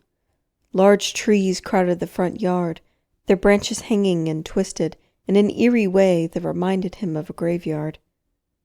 What a wretched place. As they continued down the sidewalk, he realized that the house had once been a light blue. The peeling paint whispered of a time, of happiness, of hope. Cain destroys beauty and goodness everywhere he goes. Without thinking, Mark's gaze swept to Circe, and something twisted in his chest. Cain hadn't destroyed her. He might think he had, but he was wrong. They would help her. Even if she never remembered who she was, they would do it to remember what true goodness could be. "Angels," Daniel hissed the warning. They paused on the sidewalk. Sure enough, 2 angels fluttered lightly onto the fence on either side of the house, perching like sinister gargoyles. Guards. What do we do? Mark shifted, tucking the ancient and one-of-a-kind necklace beneath his white shirt. Keep walking, but don't look at them. They're invisible. If we act like we see them, they'll know we aren't human. Daniel started forward, and they followed. That's the thing about demons. We can never tell them from humans. unless they slip up and use their magic. She stiffened. How do I know that? Cersei squeezed between him and Tristan. Why are the angels guarding a house? Is the person inside in danger? Daniel laughed behind her, his deep voice cheerless, angry. They're keeping her prisoner. Her shoulders tensed. I don't believe that. And you won't. Not unless you see it with your own eyes. What's the plan? Tristan asked. We can't help her if we can't get close, and there's probably more of them inside. Everything was quiet for a moment, and then Daniel spoke up. I've got a plan. Follow me. Uh-oh. This doesn't sound good. Mark hurried after his brother, his anxiety rising. Daniel liked to act without thinking, but if they tipped Cain and his minions off to their plan, they might not be able to save the other immortals. They needed to do this smartly, and he wasn't sure Daniel should be the one leading them. But you don't have a better idea. He swallowed the bitterness rising in the back of his throat. The stone path leading up to the house was overrun with weeds. As they drew closer, misery and despair tightened around them. What would the locals do if they realized this woman, this house, and these angels were the reason their entire city had gone to hell? The angels were a curse, staining their lands. He felt a rush of air and heard the flutter of wings. His hands twitched. He had 5 weapons hidden on his person, but he wanted more than anything to call his soul blade to him. The deadly weapon was like a part of his body, and he wielded it with certainty. Unfortunately, if he used it, every angel in the area would come straight to them. Instead, he clutched his hands into fists and pretended not to notice the angels that now shadowed their step. If we look at them, all is lost. As they climbed the porch stairs, the wood creaked beneath them. The worn, warped wood sagged with each step. When Daniel rapped on the door, Mark jumped, startled. The angels were close enough behind him that he could feel their breath on his neck. Please let this be a good plan. A minute passed. Daniel knocked again. A woman's voice came from the other side of the door. What do you want? Her voice sounds tired, like she's in pain. Mark felt a calmness settle about him. His life had not always been easy either, and once he even contemplated ending it. His soul recognized this woman's suffering. We're from the church, Daniel lied. We're here to meet the people of the neighborhood and offer our help. Help? The woman sounded suspicious. What kind of help? Well, once we know what you need, food, clothes, money, and... Locks clicked and the door slid open a crack. Dark brown eyes peered out at them. Do I have to listen to your religious crap? Daniel chuckled. No, ma'am, and that's a promise. Her door opened all the way, and Mark saw a flash of shock on Daniel's face before he hid it behind a mask of pleasant indifference. Mark's chest ached.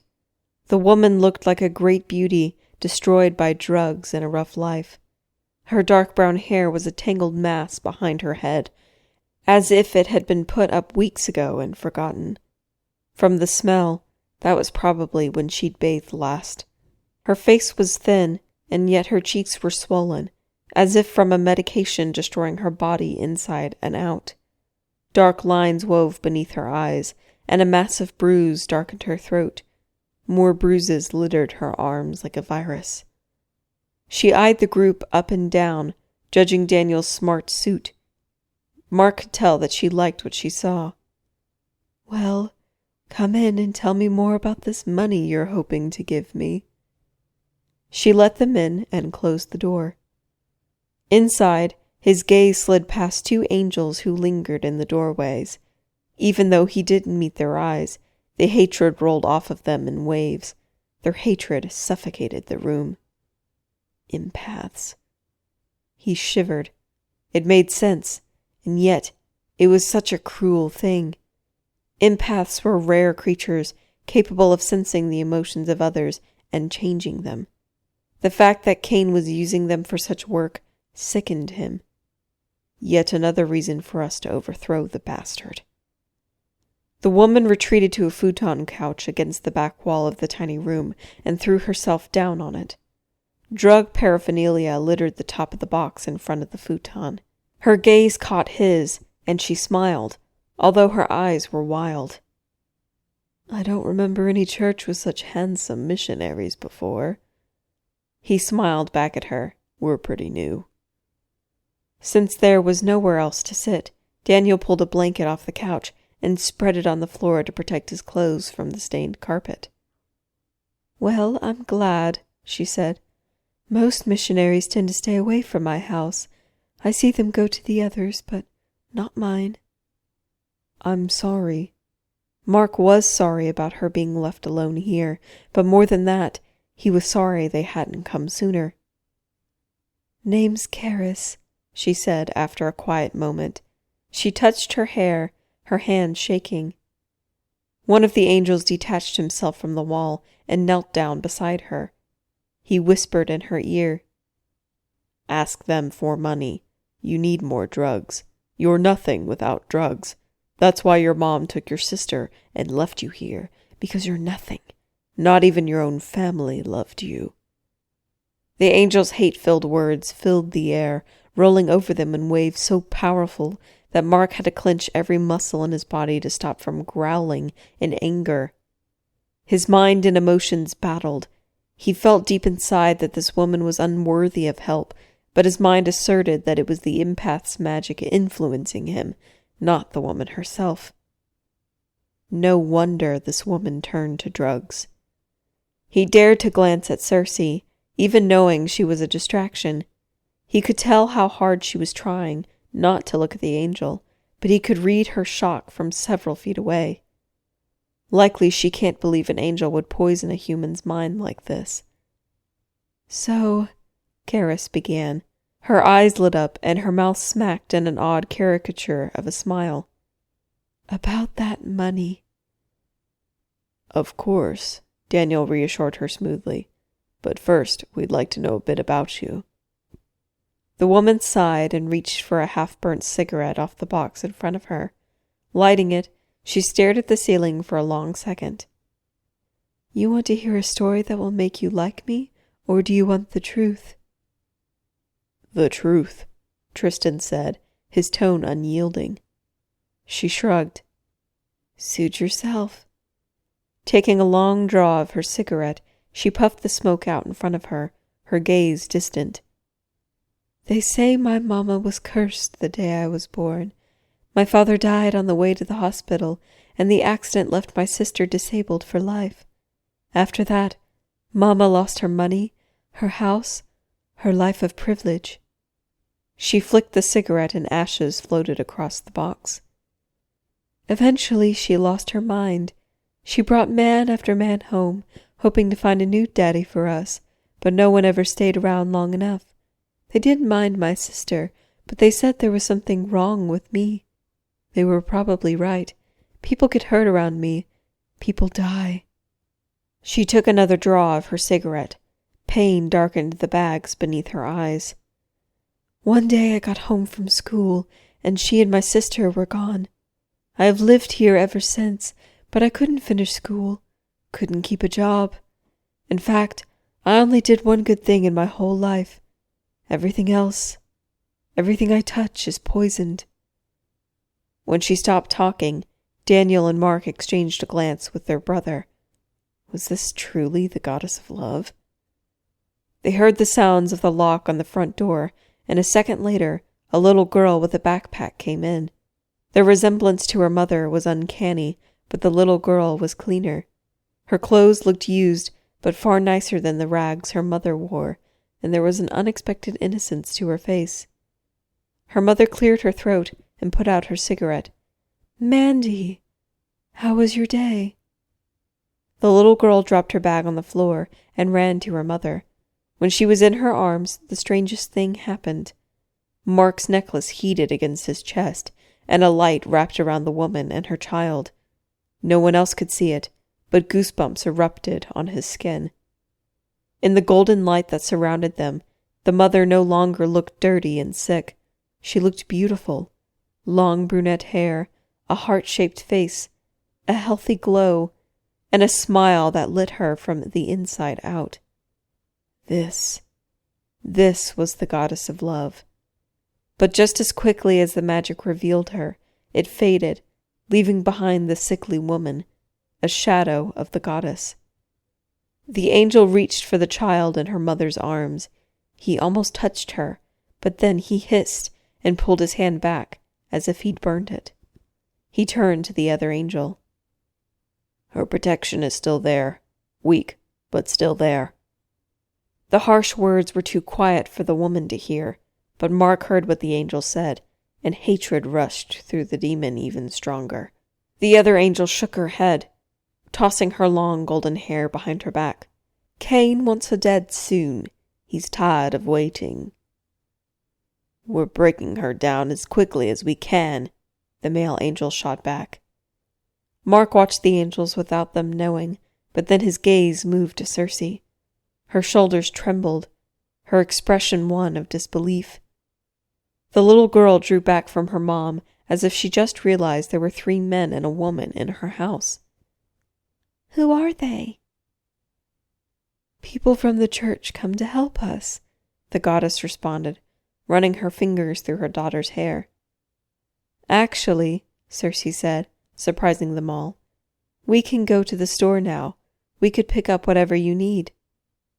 The girl's eyes widened and she spun to her mom. Can we? Can we? The male angel leaned over Karis, spouting his poison in her ear. Leaving the house is dangerous. Do you want to be hurt? To die? To abandon your child as your mother abandoned you? Fear uncurled within Mark's stomach, but he pushed the magical feeling away. The goddess's smile fell away, broken by the angel's harsh words.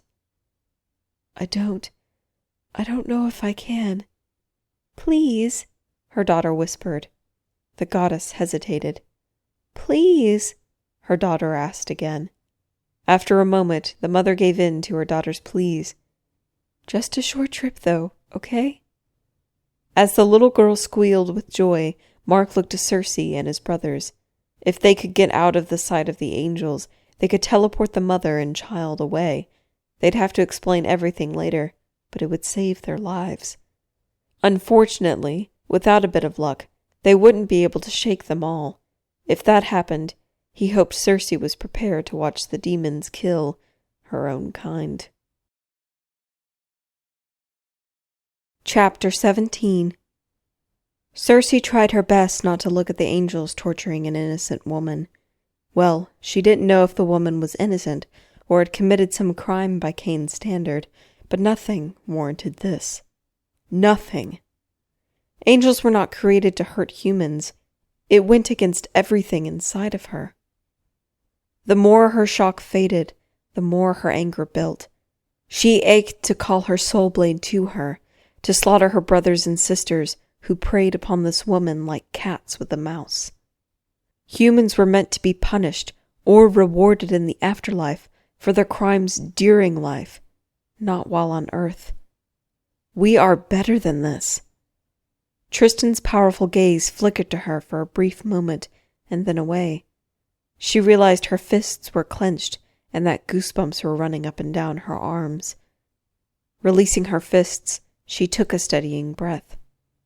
What is wrong with me? As the woman opened bottle after empty pill bottle on her tiny table, her hand shook more and more with each movement. Circe tried to focus on the emotions befitting an angel, not emotions, the actions befitting an angel. Her job wasn't to feel, it was to do, but only what Cain commands me to. When she was an angel, her job was to search out demons and destroy them, to protect humanity from the dangerous creatures. So what was her responsibility now? What was she supposed to do when the angels appeared to the bad guys, and the demons were the good guys? When the woman couldn't find any drugs, she stood, her shoulders hunched over. Her daughter took her hand and helped her into her shoes. "What are we allowed to get at the store?" the girl said, peeking beneath a messy curtain of brown hair. "Whatever you want," Daniel answered with a smile as he knelt near the girl. Circe couldn't take her gaze from him. The gentleness in his dark eyes surprised her. "Is there anything you've wanted so bad you can taste it?" The girl hesitated. "Could we get ice cream?" "All the ice cream you can eat," Daniel promised. She laughed and tugged on her mom's hand.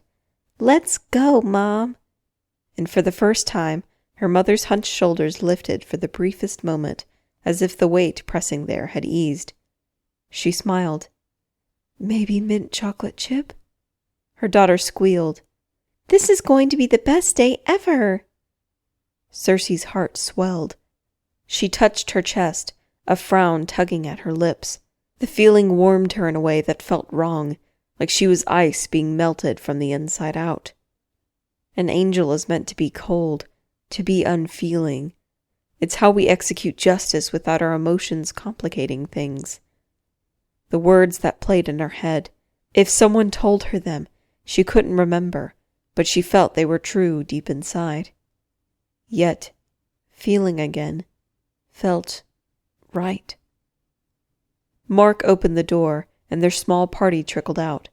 Something tickled the back of her neck, the slightest cold breeze. She stiffened. It was the angel's breath. They were following them. 4 angels stood on the lawn, all of them massive men with white wings. White wings meant that they were Cain's most trusted servants and most powerful. How do I know that? She kept her eyes on the sidewalk as the angels surrounded them. The little girl began to babble. She was talking about all the things she wanted to buy. Her smile seemed to fill her whole face. "You can't go," an angel with dark eyes whispered behind the mother. "You need your pills. You need your medicine. You know what will happen if you don't. Think of the pain. Think of your suffering." The mother was slowing, her face even paler than before. Circe felt something overwhelm her. She strode forward and took the woman's other hand. Karis startled, as if she'd been somewhere else, somewhere far away. "Your daughter is lovely." Circe tugged her forward, keeping her going. The woman winced. "She's the only good thing I've ever done." Circe pulled her along faster. The angels were moving closer, whispering amongst themselves. Did they know she was an angel? Did they know her men were demons? "It wasn't just one good thing you did," Circe reassured her, hoping her words weren't coming out too rushed, too panicked. Many right decisions were made to turn her into the smiling, wonderful girl before us. "She's smiling now," the angel grated out, anger coming from him in waves. "But you'll ruin her too, just like you ruined everything else." The woman's steps faltered. "I'm feeling tired. Maybe we shouldn't go today." Just a little further, Circe tugged on her hand. "Look how excited your daughter is." Her voice came out soft and weak. "I'll try, if it's just a little further." "But what's the plan? We take them to the store, and then what? Return them here to torture the woman some more? And what are the angels' plans for the child? They want to get to her too, but why?" As they made their way out of the neighborhood, the angels walked behind them in a line. "There's something off about these people," the blonde-haired angel murmured, and Circe could feel her gaze burning into her back. "I don't trust them," another muttered back. "Quiet," a third hissed. She glanced at her demons. They had false smiles plastered on their faces, but she could sense the tension radiating from them. "What's the plan, guys?" Daniel took her hand and nodded at his brothers. Leaning close to her, he whispered in her ear, "In 10 seconds, teleport us back to the building top." Her eyes widened. "All of us?" It was tricky, but she could do it, and she could keep her teleportation path hidden from the other angels. But am I really going to do it? Behind her, the air tingled. The angels had called their soul blades to them. Shit! Using her magic, she teleported their party. Wind swept around them for a moment. She gritted her teeth and spread her awareness over her entire group, keeping them close. Behind her, she could feel the glowing trail of magic, which would lead the others straight to them. Blowing softly, she sent the path scattering like stars. When they arrived back on the rooftop, she fell to her knees, dropping Daniel's in the woman's hands. Mark was beside her in an instant. "Are you all right?" he asked, his voice worried. She nodded. It shouldn't have been so hard, but she wasn't fully recovered from whatever she'd been through. She could feel it in her bones. She needed to heal and regain her strength. "What just happened?" the woman said, backing away. "It's okay." Daniel turned his attention back to her. "We just brought you somewhere safe, so we could talk." The woman pulled her daughter closer and took several steps back. "I'm tripping. I've OD'd somewhere. That's what's happening. This isn't possible." "Mom." Her daughter looked between her mother and them. "I thought we were getting ice cream." "None of this is real," the woman murmured. Mark held up a reassuring hand. "Listen, we're here to help. We know what you've been doing. We know about what you can do." The woman's eyes widened. "I'm just a druggie. I can't do anything." "You can sense things about other people. If you touch them, you can see pieces of their past and future. You know who they're meant to be with." Mark spoke with absolute certainty, but with kindness. She shook her head and took another step back. "I can't. Dr. Marshall says I'm imagining it, that my brain isn't quite right." Circe's gaze slid from the woman to the edge of the building, not far behind. "She's too close to the edge. I hope Mark knows what he's doing." "Your doctor was wrong. Everyone is wrong." She took another step back, tightening her grip around her daughter. "They're not. What I do, it's not possible. It's all in my head." "No." Mark slid closer to her. "Just because humans can't explain your abilities doesn't mean they're not real. In fact, all of us have unique abilities." The woman stared at all of them, moving back, far too close to the edge of the building. "This isn't real. I'm insane. I'm useless." Circe tried to uncurl her wings, but her shoulder only gave a painful twing. "We can't let her get closer. We can't let her jump." "Then how do you explain us appearing on the top of this building?" The woman closed her eyes. "None of this is real." "Mom?" There were tears in the girl's eyes. "I'm scared." "You don't have to keep living like you have, being tortured by those bastards. The voices filling your mind with doubts and lies. We can help. Please, give us a chance." She opened her eyes, fear and hope warring in her gaze. "What am I then?" Mark dropped his hand. "The goddess of love." Something darkened her face. "Liar. I'm no goddess, and no one knows less about love than me. This is all just some twisted trip I'm on." Daniel opened his mouth. The woman jumped back, and with surprising quickness flung herself and her daughter over the edge. A scream tore from Circe's lips. She reached for them, seeing nothing but the daughter's terrified face, but she wasn't fast enough. They fell. For a second, time seemed to stand still, and then Tristan leapt over the edge of the building and sped after the humans falling to their deaths. As Circe stared after them, a horrible realization hit her. Not even a demon could survive that fall. Chapter 18. Tristan grasped the human and her tiny daughter and wrapped his arms tightly around them. The ground was coming too fast, but he was faster. From one moment to the next, his body became ice cold, hard. When his stone feet struck the ground, they broke the sidewalk beneath him, sending cracks all around his feet. A human in a doorway screamed and raced away. He uncurled his stone wings from around the two humans, and the older of the two turned to look at him, horror in her eyes. "That should have ended this episode. Why didn't it?" "This is not some drug-induced fantasy." He stood slowly, still holding them in his arms. "We are here to save you and your child from cruel beings that would destroy your lives.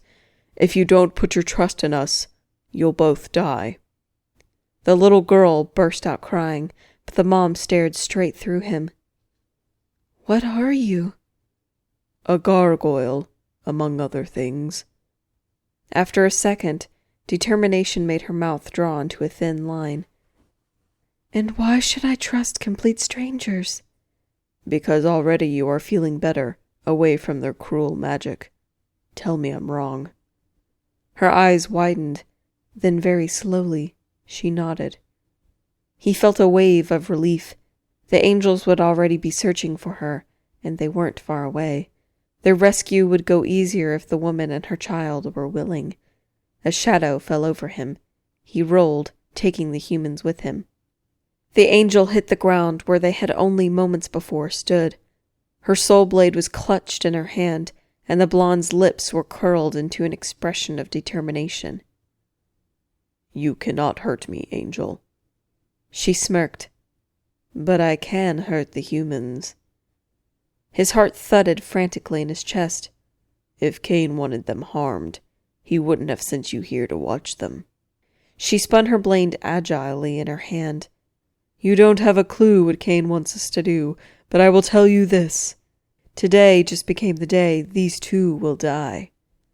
As if to prove it, she rushed toward him.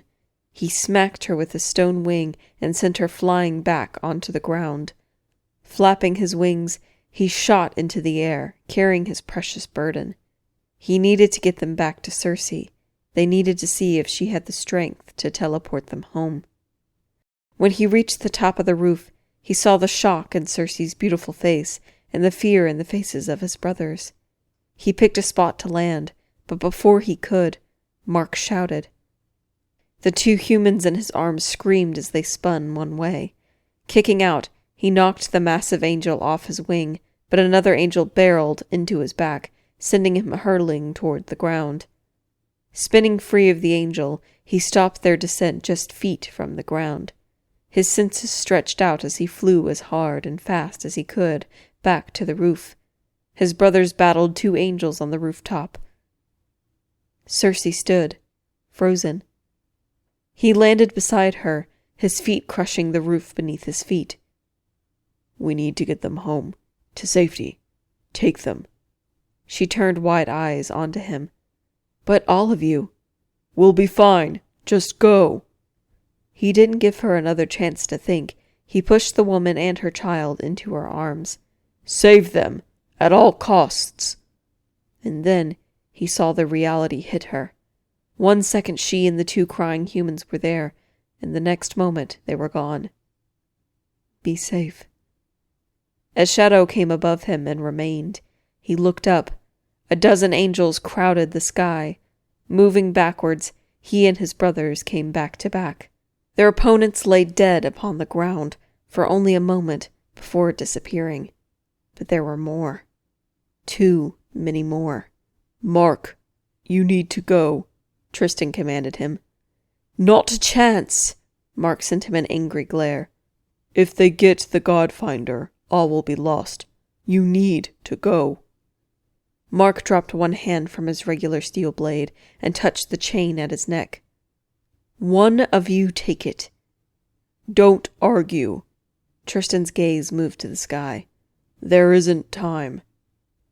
"Without me, you'll die." Tristan couldn't help the smirk that twisted in his lips. "We'll die anyway."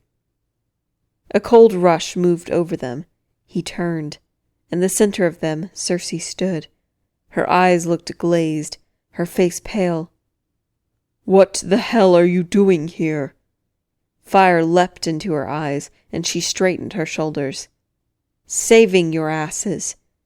Reaching out, she placed a hand on his and Mark's shoulder. Daniel grabbed her shoulder. You don't have enough strength to... A wind wrapped around them. From a moment to the next, they were back in their apartment. Circe sagged in the middle of them, but he caught her before she hit the floor. Her eyes were closed, and a streak of red blood trickled from her nose. Damn it! Is she okay? The little girl asked, her voice shaking. She will be, Mark answered. Tristan carried her across the apartment to her room and laid her on the bed. This wasn't the first time Circe had pushed herself too hard, but she'd been stronger then. The woman he'd found in the field had been thinner. There was a general air of weakness about her that made him wonder even more where she had been kept the last year and what had happened to her. The familiar muscles in her arms and legs were no longer as pronounced, and her face had a sunken quality. One day, Cain and his followers will pay for what they did to her. What now? Daniel asked. Mark answered without thinking. We get the goddess to the only place she'll be safe. Chapter 19. Cain stared at the angel kneeling before him, who had failed him so badly. His fingers itched to destroy his soul, but with the coming war, he needed every warrior possible on his side. Bring me the fate. The angel lifted his dark head, surprise widening his eyes. Which one? Cain cocked his head and raised a hand. The angel went crashing back against the stone wall. He smashed the useless creature against the wall over and over again, relishing the sounds of his bones breaking. He drank in the cries of pain until his eventual silence. Then he tossed the angel against the floor and stared at him for a long moment. The angel looked like a badly damaged bird. His white feathers littered the floor like snow, and his wings were bent in odd angles. But what could he expect for asking such a foolish question, for wasting my precious time? There is only one fate that matters, the only one who knows the future. The past and present mean nothing to me. Unclenching his fingers one at a time, Cain looked to the angel standing guard at his door. The smart fellow had remained standing perfectly still, his gaze locked ahead of him. Bring me the fate. Yes, Judge. The angel exited through the solid stone doors of the throne room. The doors closed behind him with a satisfying boom that shook the entire room. Cain remained sitting. The dark powers that floated around him concealed him from the sight of all, but also, just as importantly, hid the 9 empty thrones that sat beside him. Let no man, angel, or demon see their immortal lord, and let none have memories stirred within their minds of a time when more than just Cain ruled. A soul appeared in the center of the room for judgment, nothing more than a shaking wisp of light. In an instant, he determined that the human would add nothing to his army, and with the flick of his wrist, he sent the man screaming into the demon realm. More wispy souls flooded the room. Their minds touched his, pouring their being into him for evaluation. It took only seconds to decide, and only seconds to send them to their rightful place. A new soul entered the room. Only, it wasn't a wisp. It was a woman. A stunning creature cloaked in white light. Eagerly he leaned forward. And what do I have here? Reaching for her, he pried her secrets open with careless fingers and plucked the parts of her that intrigued him. This woman was strong, capable. But his excitement dimmed. She could not be taught to obey. This he knew as surely as he knew that he wished he could keep her for his own, for his army. With an angry flick of his wrist, he sent her to the demon realm. The sound of her terrified scream hung in the air long after she was gone. The massive doors to the throne room opened, and the guard dragged the fate into the room. She fought like a wild animal, but then she always did. Wordlessly, the angel shoved her onto her knees. Her hair had once been auburn, but after many years without a bath, it lay tangled about her shoulders, dirtied to an off-putting brown. Her pale skin was smudged with more dirt, but when she looked at him, her green eyes still oozed contempt. Will I never break her spirit? As always, your prophecy has come to pass. An angel and her 3 demon lovers have begun the first steps of the coming war. They have stolen a goddess from my protection. You mean from your imprisonment? She spat at him. A smile curled Kane's mouth. This was one of those rare times he wished the woman could see him. He wanted her to know how much her useless bravado amused him. Tell me what to do. How can I kill the angel and her demons? Stubbornly, she raised her chin. He grasped at the wisps of souls that had been building up in the air above him and pulled them into the center of the room between him and the woman. Must we play this game every time? Her mouth pulled into a thin line. She grasped the souls and dragged them to hover above the soul destroyer. What have we here? A teacher, a sick child, a mother, a young father, and an elderly grandmother. All these innocent lives. It would be such a shame to destroy their eternity, all because of your stubbornness. When she didn't speak, he slid the souls lower.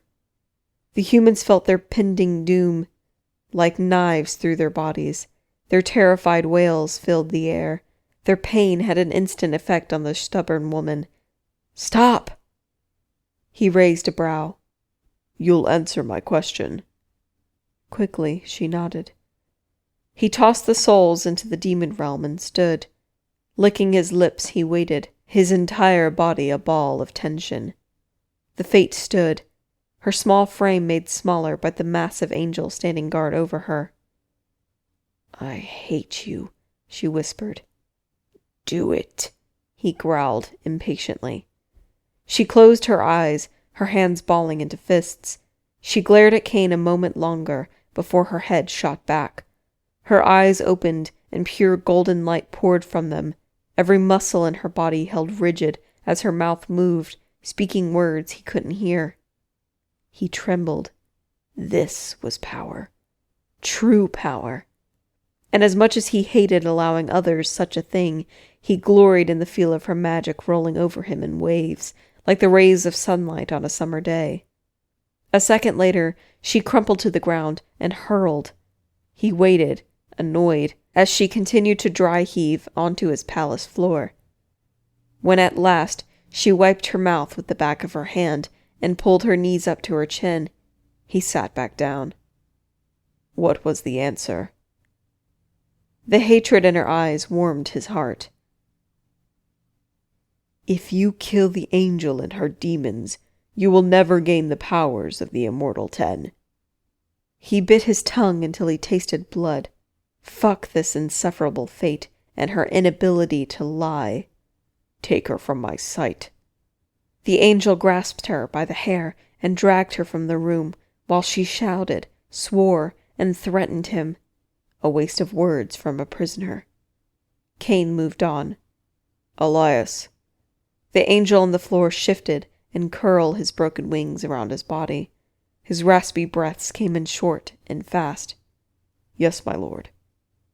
Let the angels know. The traitors are not to be killed, but they must be stopped. Yes, my lord. Soon they will learn that death would be a kindness compared to what I have planned for them. Chapter 20. Mark drove with Tristan in the seat beside him. In the back, the woman sat silently, with her child's head resting in her lap. The little girl slept, her tiny snores filling the car. Her face was still sticky from the ice cream she'd eaten earlier. It would have been easier to teleport, but Cersei needed to regain her strength, and they couldn't risk waiting. I still don't know where you're taking me, the woman said, stroking her daughter's tangled hair. Mark stared out at the road, trying to decide how much to say, and how to say it. There is only one place that Kane can't reach. We're taking you there. And this, Kane, He's the one who wants me dead? He nodded. Cain is the judge, the man responsible for deciding where each soul goes when it dies, but he wasn't meant to have that kind of power. He's abusing it in every way possible. The only way to restore the world back to a time of fairness is to find the gods and goddesses who are meant to make the decision. She frowned. And you think I'm one of these goddesses? We know you are. Mark's hands tightened on the steering wheel. Her brows wrinkled. I can't believe that a woman who's never been loved by anyone is a goddess of love. Whatever the hell that is. Mark smiled. There's one person who loves you with her whole heart. I'm not sure anyone needs more than that. The woman looked down at her child, and the slightest smile tilted her lips up. Tristan shifted in the chair beside him. What's wrong? His gaze flickered to the sky. It took Mark a second to understand. Are we being followed? Angels, he mouthed. Tristan shrugged his massive shoulders, but his jaw was clenched. Crap. Text Daniel. Tristan pulled out his phone and started typing. He sent messages and received messages over the next few minutes. At last, he set down his phone. What's happening? Tristan sighed, loudly. They have a plan to draw the angels to them instead. A safe plan or Daniel's plan? What do you think? Tristan muttered. Our reckless brother can't be too crazy with Cersei with him, right? Unwillingly, he smiled. Cersei had never been one to sit home quietly. She hated Daniel's crazy plans, but she was always right there at his side. Mark wondered what she was thinking now. 2 hours later, they pulled off the main road and began the slow drive up the bumpy road. The dark woods had tried to swallow the tiny road over the years, but magic had carved out this path and wouldn't allow the woods to reclaim it. When they came to the end of the road, Mark turned off the engine, praying that Daniel's plan to distract the angels had worked. Where are we?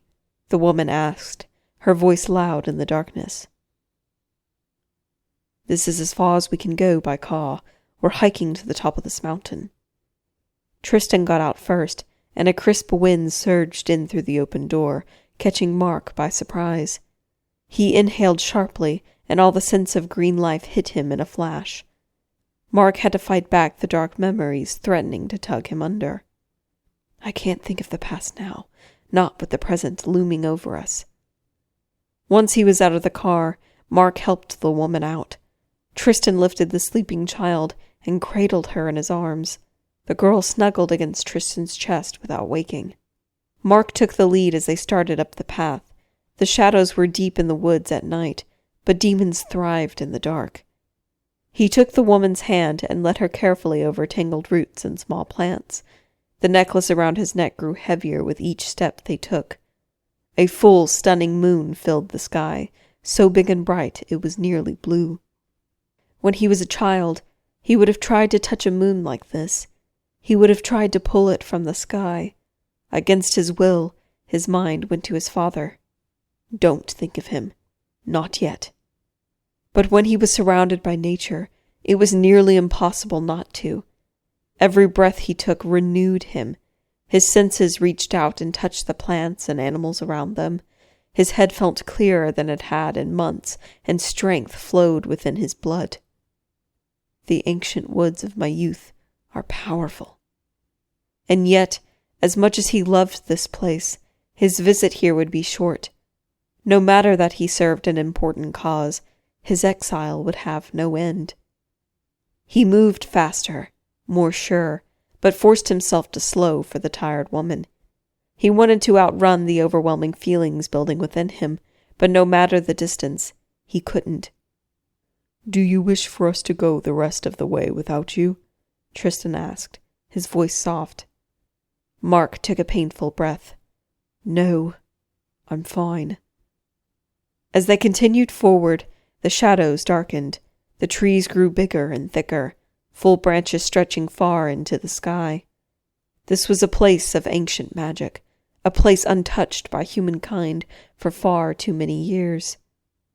"Are we nearly there?" the woman asked, sounding out of breath. "There's still a long way to go," Mark told her honestly. "Then," she huffed, "I need to take a break." The last thing Mark wanted to do was take a break, but he steered her to some boulders and sat her down. Tristan stood behind her, still holding the tiny girl. His expression was impossible to read in the darkness.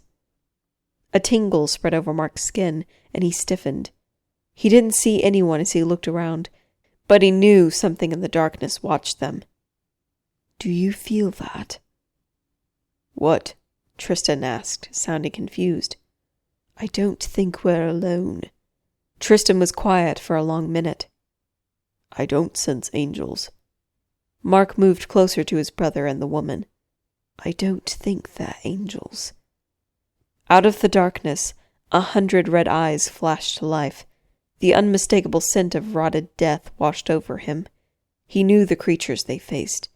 The guardians of the woods usually only attacked enemies. He hadn't realized that his father had identified him as an enemy, but now that he knew the truth, they had no chance at making it out alive. Chapter 21. Cersei teleported herself and Daniel to a wooded area just outside of town.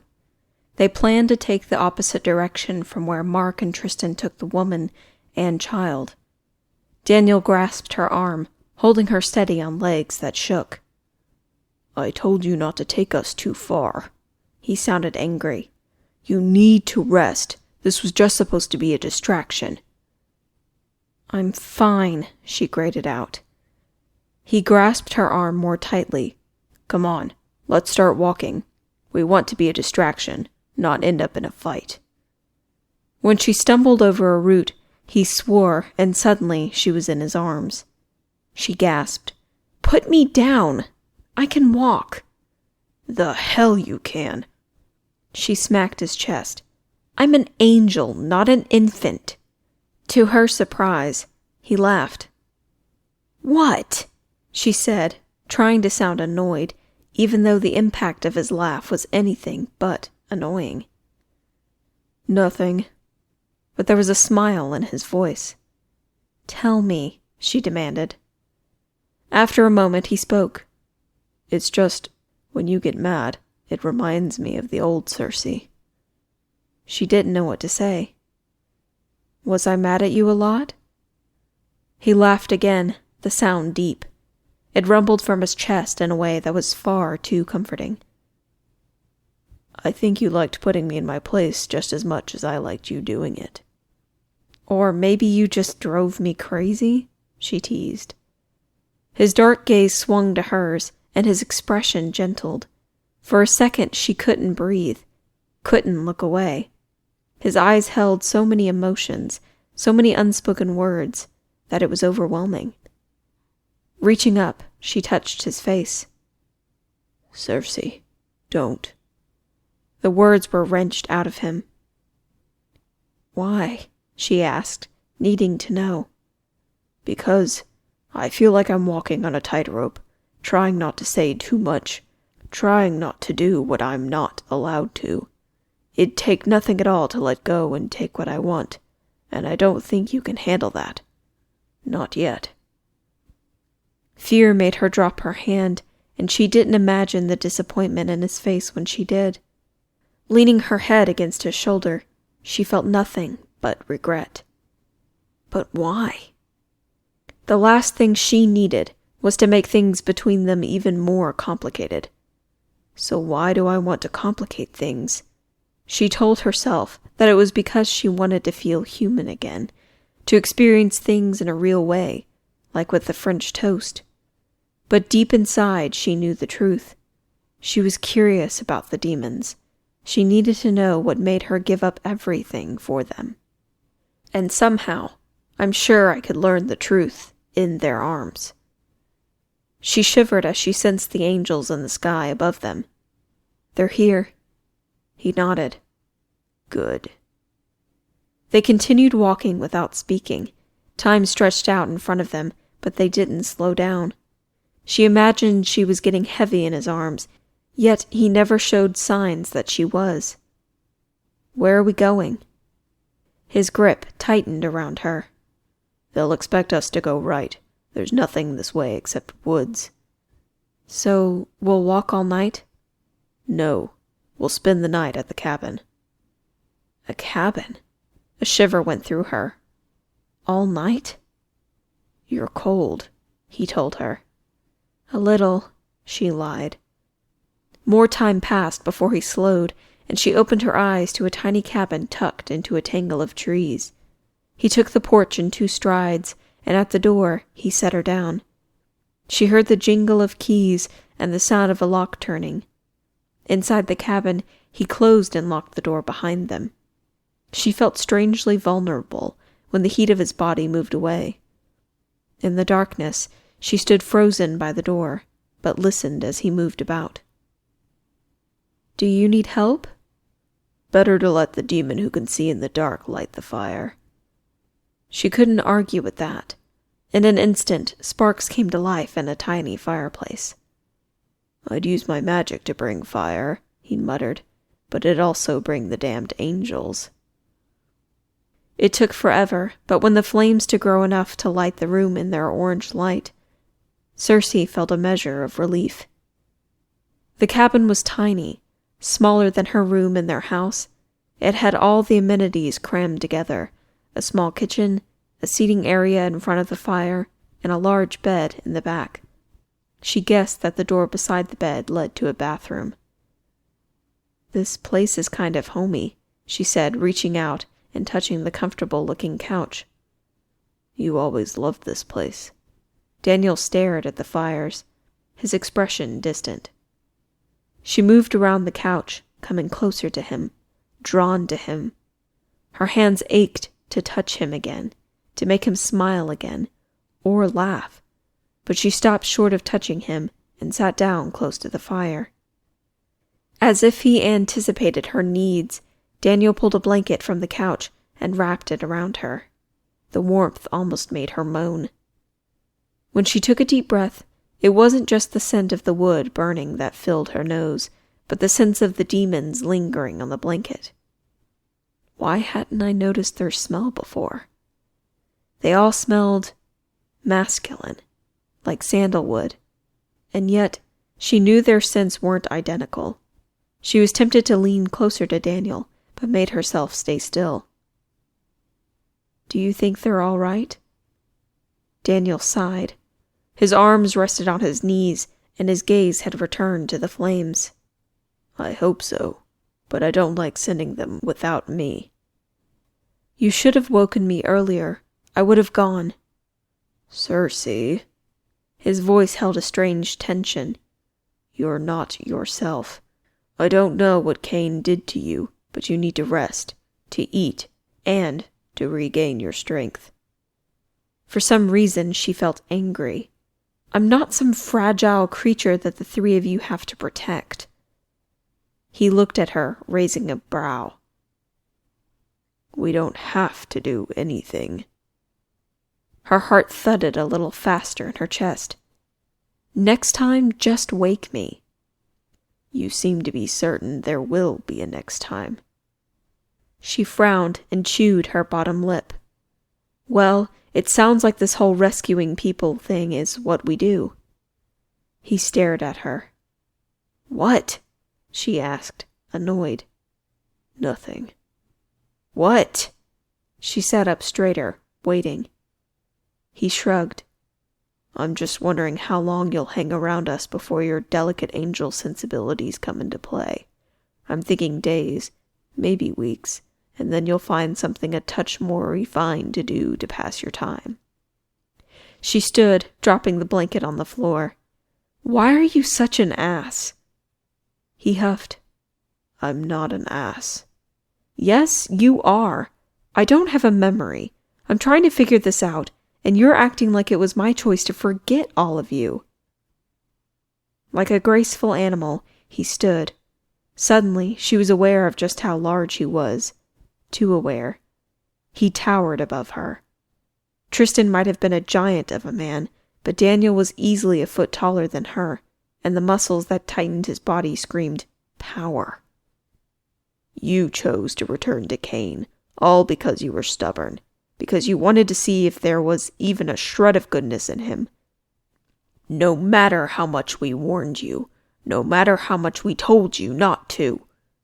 His voice rose with each word he spoke, and then you were just gone, disappearing to a place we could never touch, leaving us to wonder if you were dead or being tortured to the point you wished you were.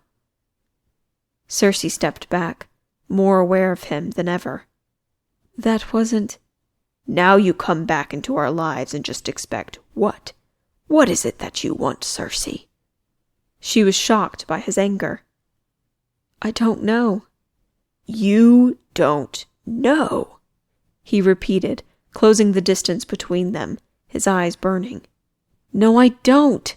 She shoved at his chest, but failed to move him. And I don't think you do either. Is that right? He grated out. Yeah, she challenged. He moved closer, so close that when she exhaled, her breasts touched his chest. Well, unfortunately for you, I know exactly what I want.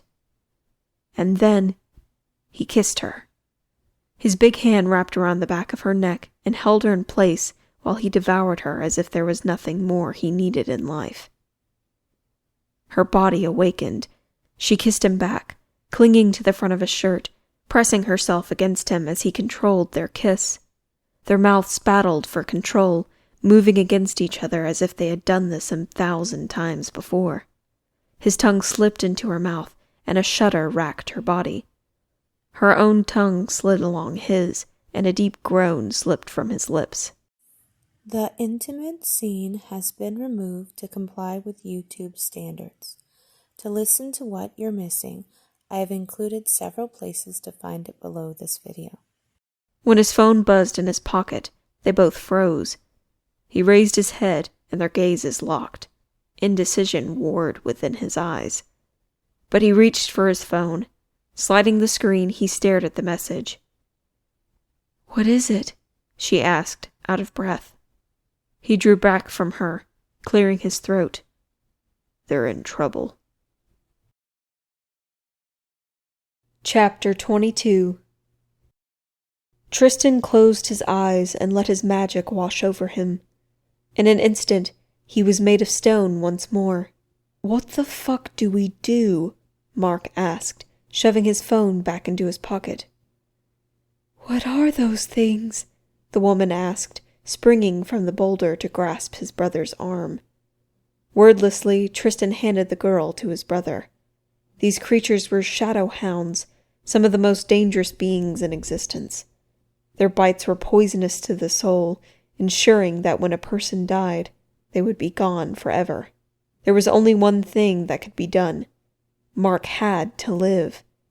He was the only person who could find the other gods and goddesses.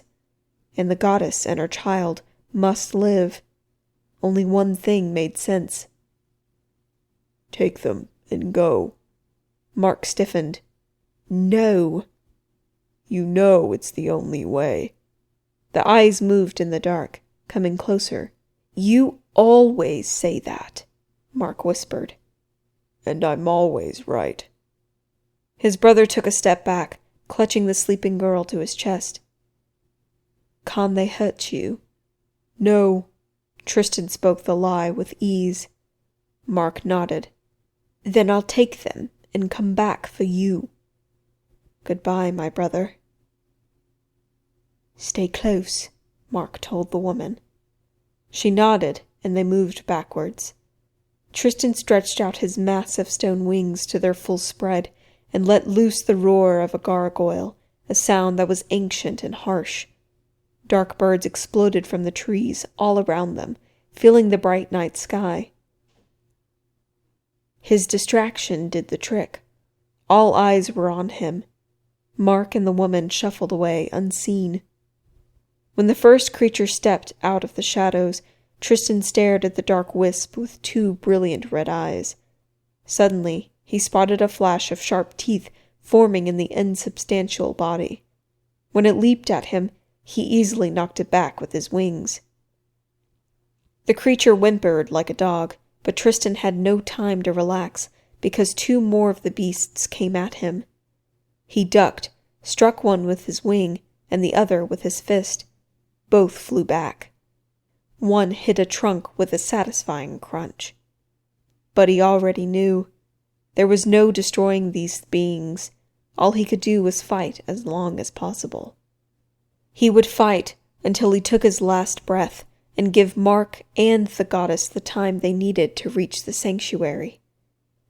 As the shadow hounds renewed their attack, Tristan's thoughts shifted to his long life.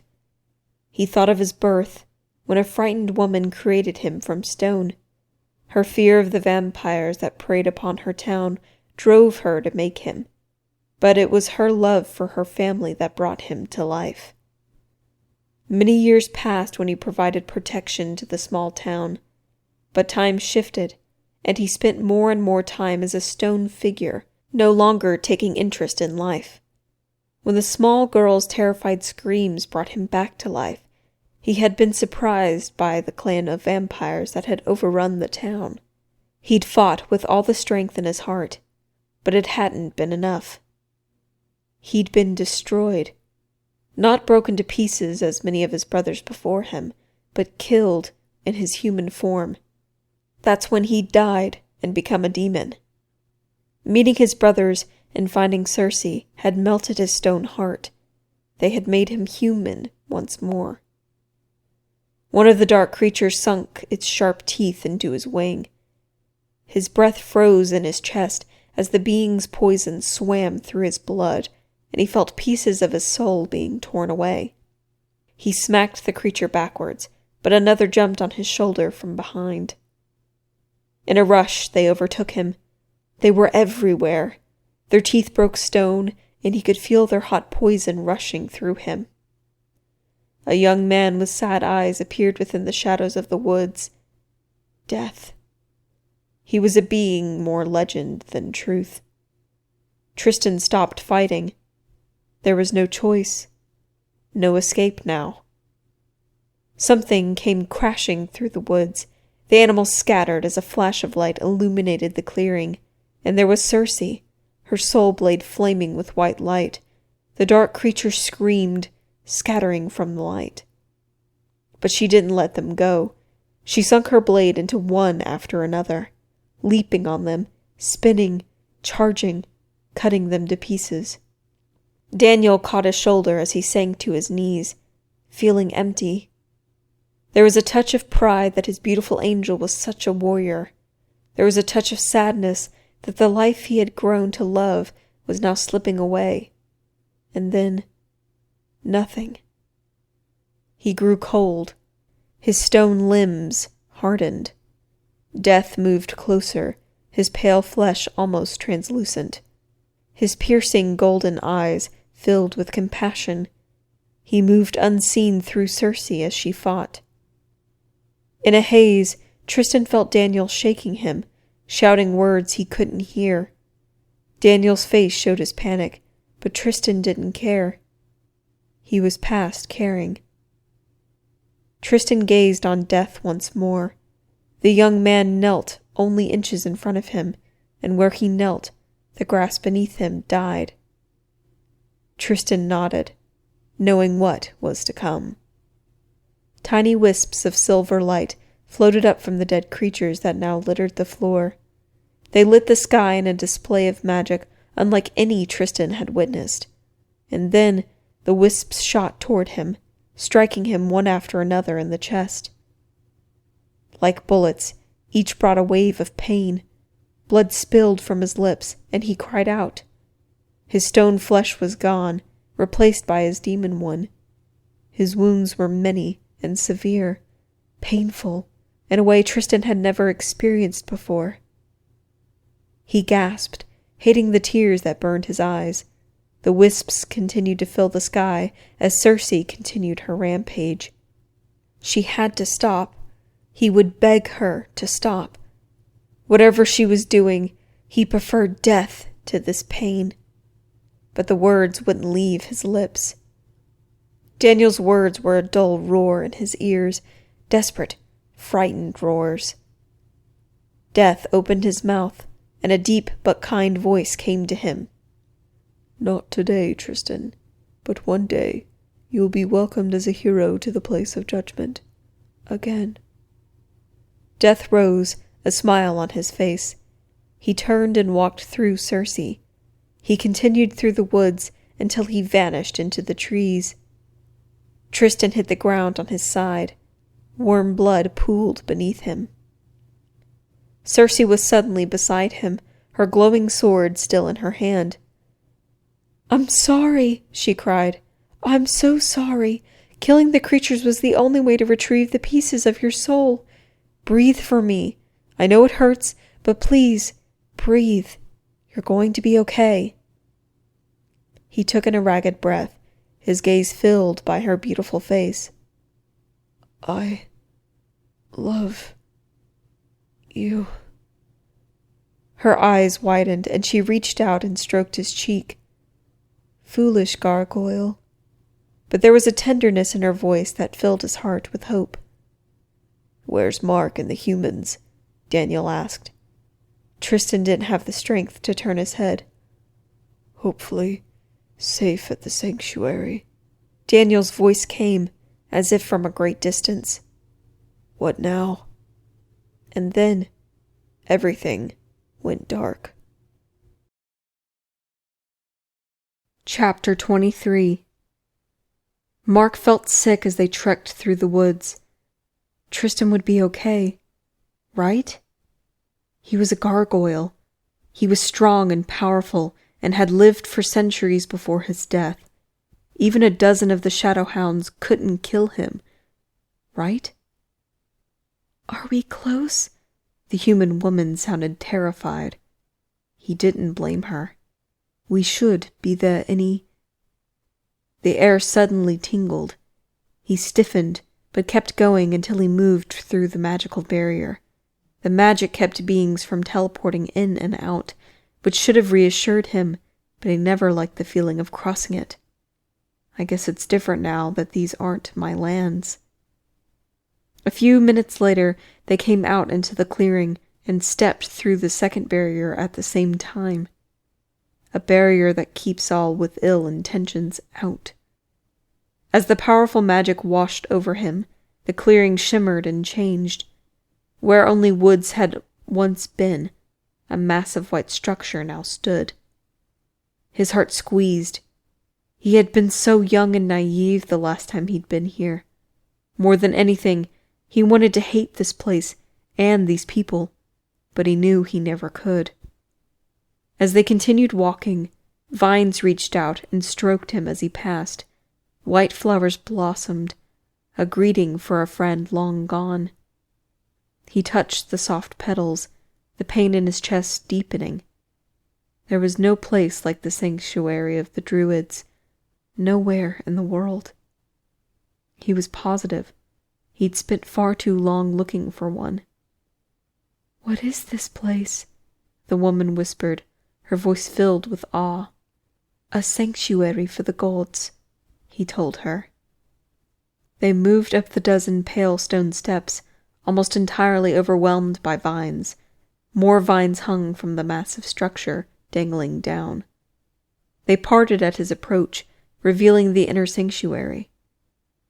The air was humid, heavy. In the center of the room, a pool of natural water flowed, crystal blue. Illuminating flowers covered the bottom of the water, lighting it with a beauty unlike any place on earth. The palace-sized room was filled with jungle-like plants that blossomed with a multitude of colors. The aroma in the air was so rich, so comforting, that his throat closed, remembering his childhood spent in such a beautiful place. Behind the pool of water, a mantle of silver, glowing flowers drew his gaze to the altar. On the highest shelf, his staff lay broken in half, never to glow again. never to fill with light. Son? His gaze swung to his right. His father stood, looking older than he remembered him, but no less dignified. His brown and green robe still cloaked him from head to foot, and the vines upon him moved continuously, weaving new patterns even as he stood. The brown staff in his hand was made of dark wood. The ball of magic that flickered at the top of it was flawless, piercing green. You are exiled from this place, his father said, his deep voice holding no emotion. Why have you returned? Mark held the child in his arms more tightly and then turned to regard the pale woman behind him. I have brought a goddess. His father made a sound that could only be described as disgusted. This again, my foolish boy. How did I fail you so terribly? Mark swallowed hard, his teeth clenching together. I'm not lying. I was never lying. I found her, and I've brought her here to keep us safe. Then, meeting his father's gaze, he continued, I intend to find all of them and restore them to power. His father didn't look at the woman. He simply shook his head. What you want is impossible. Leave this place before the others see you. I will not have your blood spilt upon sacred ground. Mark felt something snap within him. He laid the girl upon the mossy ground and took the woman's clammy hand. She didn't protest as he led her to the waters. It took his father a ridiculously long time to realize what he intended. No! He shouted, and the word held power. His father's staff burned more brightly, and the vines upon the walls lifted, as if awakening, waiting for his command. You will not place a human in the sacred waters. You will not defile this place more than you already have. Mark knew his father expected him to simply obey him. He always had before. He'd always been such a good boy, a dedicated druid, the hope of his people. So when he took 2 more steps and gently pushed the woman into the water, no one expected it but him.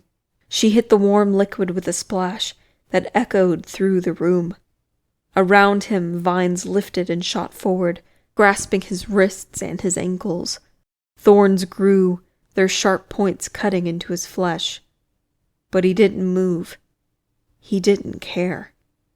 His gaze was trained on the woman who sank down into the deep waters. Her hair floated around her. The golden flowers wrapped her, holding her to the bottom of the pond. Panic grew in her eyes as she struggled to free herself. Holding his breath, he waited. Sweat trickled down his back. He wasn't wrong. He couldn't be wrong. He wouldn't have thrown an innocent woman to her death. You would kill a human just to prove your point. His father was closer, close enough for Mark to feel the warmth of the magic dancing on the tip of his staff. Come on, Karis. Be the goddess I know you are. Her struggling grew more intense. Bubbles exploded from her mouth, and then her movements slowed. His hands clutched into his fists. He willed the vines that imprisoned him to release him, but these plants no longer obeyed his commands. Tugging at his arms, he prepared himself. No matter the cost, if he was wrong, he would save this woman. It would be a mercy to kill you, his father said, his staff glowing more and more brightly as he called his magic to him. Mark didn't move, didn't speak. He watched the woman, begging her with every ounce of his being, but her eyes grew glossy, and her movements stopped. He choked on the lump that had formed in the back of his throat. He jerked his arms, sending vines breaking. He kicked at his legs. He had to get free. He had to save her. It seemed impossible that he could have been so wrong about everything. The prophecy he had seen as a child couldn't be wrong. His second sight, the one that led him to the goddess, couldn't be a lie. Was all of it truly in his head, as his father had always said. And then, Karis's body jerked.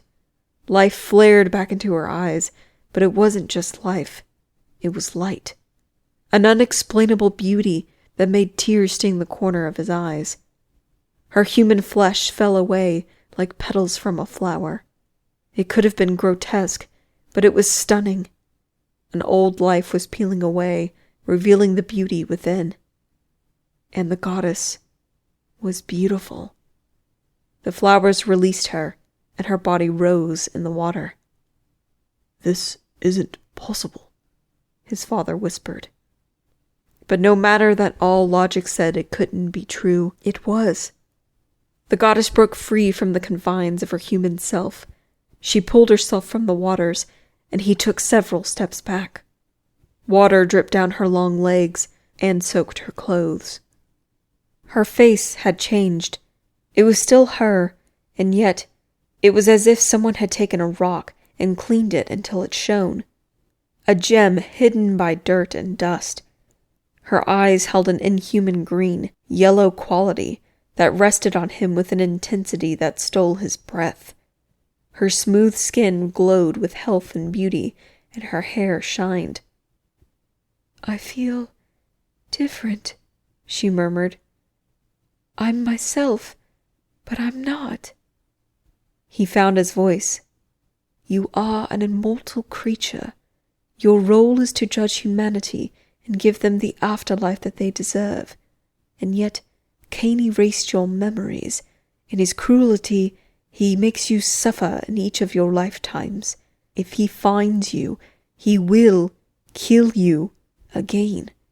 This is the only place he can't reach you. It's protected by the druid's ancient magic, which is nearly as old as the world itself. You and your daughter need to stay here until I find the others." She nodded.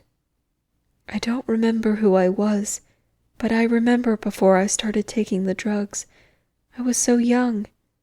Every time I was near anyone, I could sense their heart's desires.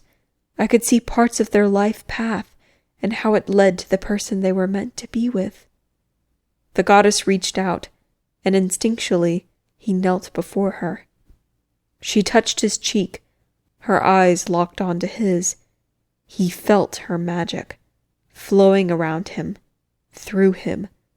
Like a powerful aura that radiated love and beauty, he was overwhelmed by it. When she released him, he sucked in a deep breath, feeling too much, feeling things he didn't understand. A smile formed on her lips. "Your angel. She is lucky to have you."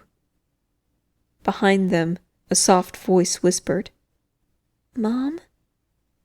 She moved away from him, taking her overwhelming power with her. He remained kneeling, his head spinning.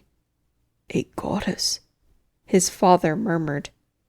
"This isn't possible."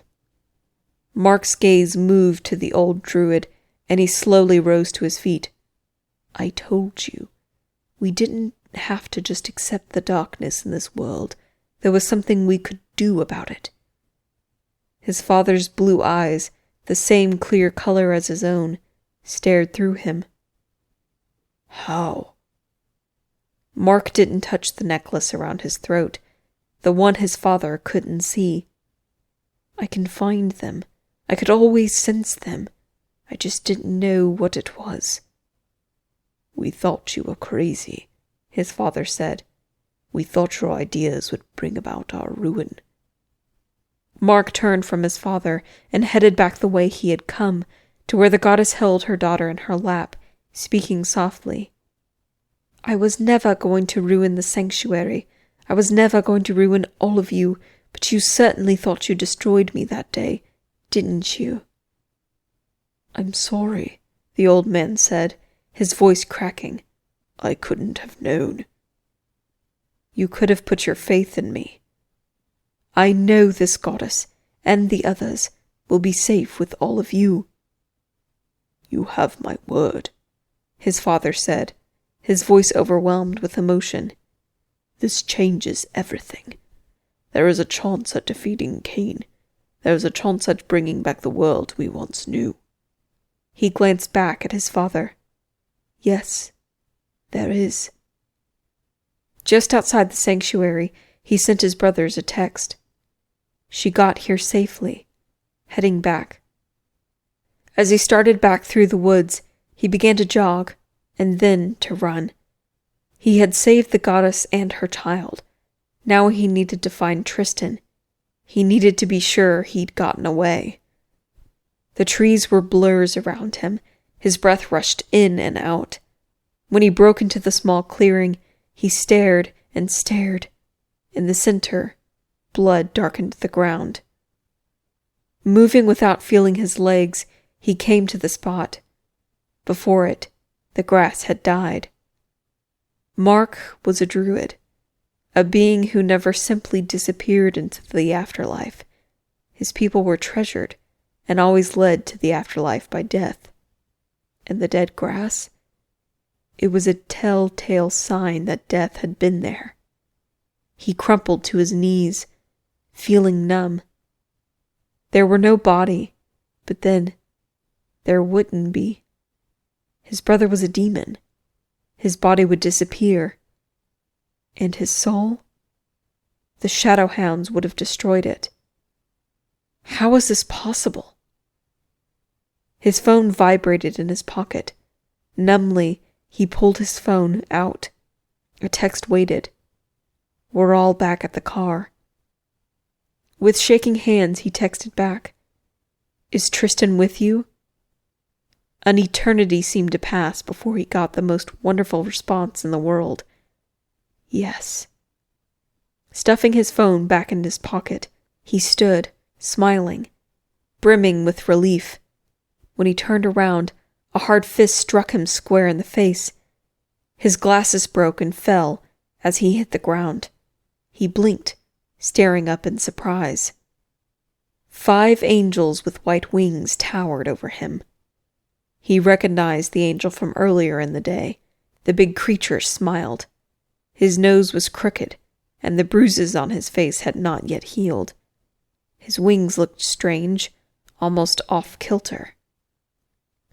We have a message for your friends. Mark sprung to his feet, but they were on him in an instant. He fought like the devil himself, but no demon could defeat 5 angels.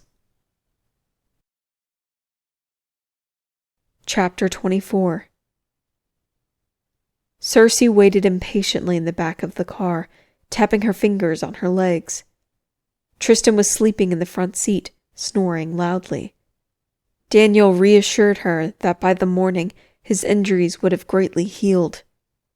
But still, she was shocked by the impact seeing him hurt had on her. She had fought like an avenging angel. There had been no thoughts, no hesitation. She'd simply killed and killed. How did I know what to do? It was frustrating to know her memories lived somewhere inside her, trapped. She just wanted them back. She wanted to be who she was before. She wanted to be the woman the demons had loved. Will that ever happen?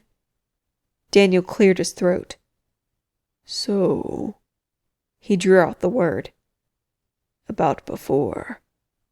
Her gaze flickered to his dark eyes that stared back at her in the rear-view mirror. Yes? Yes? He stared at her. Anything to say about it? Folding her arms in front of her chest, she raised a brow. Nope. She felt immensely satisfied when his lips curled into a smile. Good. What does that mean? She was thankful he hadn't pressed for more. Her thoughts were still so scattered and uncertain. She felt something for Daniel. Attraction, curiosity. But those things weren't enough of a reason to fall into bed with him. She needed more. Truth be told, she felt something unique and different for all 3 of them. A chill moved along her flesh, raising goosebumps along her skin. For a second, she simply sat stiffly in her chair. And then she knew. Some magic was warm, some was hot. but the Angel's was always cold. Opening her car door, she stepped out, ignoring Daniel's protests. In the bright night sky, she saw the angels as they flew. They wanted her to see them. But why? They could teleport wherever they wanted. So why fly? What point were they making? Cersei? She spun. Mark stood, gripping the trunk of tree. His face was a swollen, battered mess. His glasses were gone. One eye was swollen closed, and blood ran down his neck. She raced toward him, catching him under his arm, and trying to keep him upright. Tears choked her throat. They'd done this. Those angel bastards had hurt him. Sweet, gentle Mark. Brother! Daniel came at them like a bat out of hell. He froze in front of them. Who did this? Where are they? Mark spit blood, sagging forward as Daniel caught him. Angels. Gone. Tension radiated from Daniel as they half lifted, half dragged Mark toward the car. When he helped his brother in and closed the door, he made a quiet promise. Someone is going to suffer for this. As Cersei climbed into the seat next to them, her thoughts echoed his words. Yes, someone will pay. At home, they struggled but finally managed to get Mark and Tristan both into bed. The two men looked awful, but they would heal, and most importantly, they'd live. As she paced the living room, she couldn't stop shaking. She wasn't scared. Far from it. In fact, she wanted to hurt someone. Badly. Daniel entered the room. He'd showered. His blonde hair looked darker wet, and he hadn't bothered to comb it into his normally neat hairdo. It spiked all over his head in a way that was far too tempting. He wore no shirt, and a pair of gray sweatpants that hung so low on his hips that her jaw dropped. It isn't polite to stare. Her gaze jerked up, and Daniel, damn him, was grinning ear to ear. Her cheeks heated. I wasn't staring. I'm just frustrated. Me too. I'm not used to going this long without sex. Her mouth dropped open again. That wasn't what I meant at all, and you know it. Whatever you say, sweetheart. He went to the wet bar and made himself a drink. Want one? It took her a second to answer him. No, thanks. He shrugged, grabbed his drink, and plopped down on the couch. So what's got such a pretty woman so frustrated? She rolled her eyes. How about the fucking angels who beat up Mark? How about Tristan nearly dying from those shadow hounds? He took a slow sip of his drink. No one ever said doing the right thing wouldn't get you bitch-slapped all over town. That's all you have to say? What do you want me to say? He stared. That it isn't fair? That it isn't right? What good would that do? She shook her head. But this whole thing is wrong. My mind is a scramble of things I know, even though I have no idea how I know them. And one thing I'm sure of is that demons are the ones that are supposed to be taking advantage of people. They hurt humans and cause chaos, and it's an angel's job to keep them in line. His mouth curled into a smile that was sexy as hell. That's the thing. Just because you're told something enough times doesn't make it true. She threw her hands in the air and stomped over to him, plopping herself on the couch next to him. Without asking, she grabbed his drink and took a long drink. God, she winced and handed it back to him. That's awful. He laughed. You never did like scotch. You could drink margaritas until you were belting karaoke, but you always turned your nose up at the hard stuff. Staring straight ahead, she spoke without thinking. It's so weird, not knowing who I am. But I bet it's stranger for you guys. It sucks about as bad as reaching for a steak and getting tofu, that's for sure. She smiled and looked at him. You're actually a little funny. He winked. Don't tell. So, what happens now? His humor vanished. We let them heal up, and then we go help another person. We're going to do this all over again? Chapter 25. 3 days later, Daniel stood on another building, his brothers and Circe standing beside him. They were on a beautiful tropical island, with a large city weaved throughout the lush landscape. The next god would be found here. At least, that's what Mark had seen. His brother's visions often showed him a place. He'd send Circe the image through his thoughts, and she could take them there. But it wasn't until they were closer that Mark could get a clear image. All he knew was that the god would be found in that location. That's why all those years as a child, he didn't understand what he was seeing when he used the magic, but he felt it tugging at him, and he knew it was important. The night was well lit by the moon and a sky of speckled stars. Below them, light sprinkled across the city like a reflection of the sky. It was beautiful. The kind of place they would have loved to take Circe. She loved the ocean. She'd fold her stunning wings and let the waves tug at her feet. But tonight, they weren't there to make love to her in the sand. They were there to save a life. Once we know who we are here to save and where to go. Mark released his necklace, breathing hard. I see where he is, and I think we need to hurry. Daniel tried not to look at his brother. As far as he knew, Mark had always had the necklace, but he'd stopped using it a long time ago. He said it had a negative effect on him. Yet he never told them what it was. Now, Daniel couldn't shake the feeling that Mark was doing something dangerous each time he used the powerful magic. He wanted to order him not to, but he knew he couldn't. As Mark had explained to him, this was too important not to take whatever risks necessary. Mr. Rule Follower suddenly seems more reckless than me. Daniel didn't like it. He yanked open the door on the roof and made his way down the apartment building stairs. It was déjà vu of their last rescue. He just prayed it went better than the first. This place is kind of creepy, Circe whispered. Daniel stiffened. There was something a little off, but he couldn't quite place what it was. It's night, Mark said reassuringly, and we know we're doing something dangerous. That's all it is. Circe wrapped her arms around herself. And why exactly did we have to do this at night? My thoughts, too. A strange look came over Mark's face.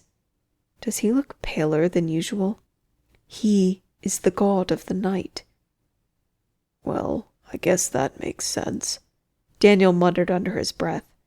Maybe next time we'll look for the gods of good coffee. When they exited onto the street, the sidewalks were busy. Most of the humans looked like tourists, drunk and happy. I wish. They moved through the streets, Mark in the lead. Daniel stayed on high alert, scanning the crowds for angels, but he saw none. Still, he wore a short sword, like his brother's, hidden at his back beneath a leather jacket.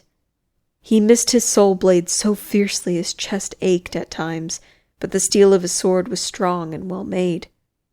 The best we can hope for. As he saw a couple kissing, he almost froze. They looked happy, relaxed. Sometimes he wondered about the choices they made. He didn't tell his brothers, but his mind was full of doubts. They were skilled demons, capable of manipulation, strong and intelligent. If they turned away from their goal, if they ignored Cain's tyranny, they had everything they needed to have a happy life. Even Circe. Sort of. And yet, they risked it all, for other people who will likely never know everything we sacrificed for them. He hated putting his brothers and Circe in danger. Their lives had been hard enough. They deserved to stumble through the streets of a tropical city, drunk and kissing. Daniel almost smiled, but instead, he looked at his brothers and Circe. Mark still limped a bit, and even though the bruises had healed from his skin, he often winced as he went throughout the day. Why couldn't we have waited a couple more days? But Mark had insisted. It had to be tonight. They walked for an hour until they reached the end of the city limits. Climbing up a narrow road that led up a small mountain, they walked closer to each other. There were no street lamps on the little road, and the woods seemed to close in. Daniel inhaled the moist air. Does anyone else smell smoke? And suddenly, Mark started to run. They followed, not asking questions, not calling out. The sense of foreboding had increased to a level that everyone knew something bad had happened. They were just waiting to know what. As they broke out of the jungle, they stared, frozen. A massive mansion, hidden behind a huge stone fence, was burning. Daniel felt his blood heat and his pulse race. The flames called to him, just as they always did. He licked his lips, curling his hands into fists. "This doesn't look good," he said, hoping the others didn't notice the way his voice shook with need. "Come on," Mark said. Daniel frowned. "If the god is in there, he's dead." Mark ignored him. Crouching low for a moment, he leapt more than 20 feet in the air and landed lightly on top of the fence. Circe and Tristan followed suit. Daniel took a deep breath, inhaling the intoxicating, smoky air. A shiver moved over his flesh, and his groin tightened. Cursing his lack of restraint, he leapt onto the fence top beside his brother. "He's there," Mark said, pointing at the window of a room near the top of the castle. The flames hadn't quite reached the room, but the dark smoke cloaked the top of the building in a screen. "The smoke would have killed him," Daniel told him, knowing without a doubt. "He's not dead yet," Mark said, then turned hopeful eyes to Daniel. "You can still save him." Daniel stiffened. "No." "Daniel?" "No," he growled, anger lacing the word. "You know I can't." Mark's eyes narrowed. "We're all making sacrifices." "I'm in fucking recovery, asshole." Angrily, Daniel leapt from the gate and started toward the burning house. Even though the closer he got, the more tempted he became. He wanted to touch the flames, to taste the smoke. Mark was suddenly in front of him. "You need to. We'll help you after." "This is bullshit." He turned to face Tristan, whose face was as emotionless as ever. "You two are the ones who made me quit." Tristan cocked his head. "You're hiding your fear behind anger. It's understandable. You don't want to be a slave to your needs again. But Mark is right. We're all taking risks. This is a risk for you, but it's one you're strong enough to recover from." "What are you guys talking about?" Circe asked, hands on her hips. "If someone's trapped in those flames, how can Daniel help?" Mark answered without hesitation. "He's a fire mage." Her brows rose. "So he can control fire? That's a good thing, right? Because that's just about the only thing that can help right now." Daniel's stomach twisted. "You know why you don't meet a lot of fire mages? Because we have the nasty hat of overindulging in fire and getting ourselves killed." "Overindulging?" she said, frowning. "Fire is like a drug to them," Tristan replied simply. "And there's a limit to how much fire their bodies can make. It's also the reason for Daniel's death. You can imagine all the fire in the demon realm. It was very hard for him to resist, but with our help, he recovered from it." "Recovered?" Cersei inquired. "We don't have time for this." Mark's gaze was frantic. "Save him!" "The angels will know we're here," Daniel warned, knowing that he was about to give in to the fire. He wanted it so badly that it scared him. "Who the hell do you think lit this fire?" Mark asked. "They knew we'd be here.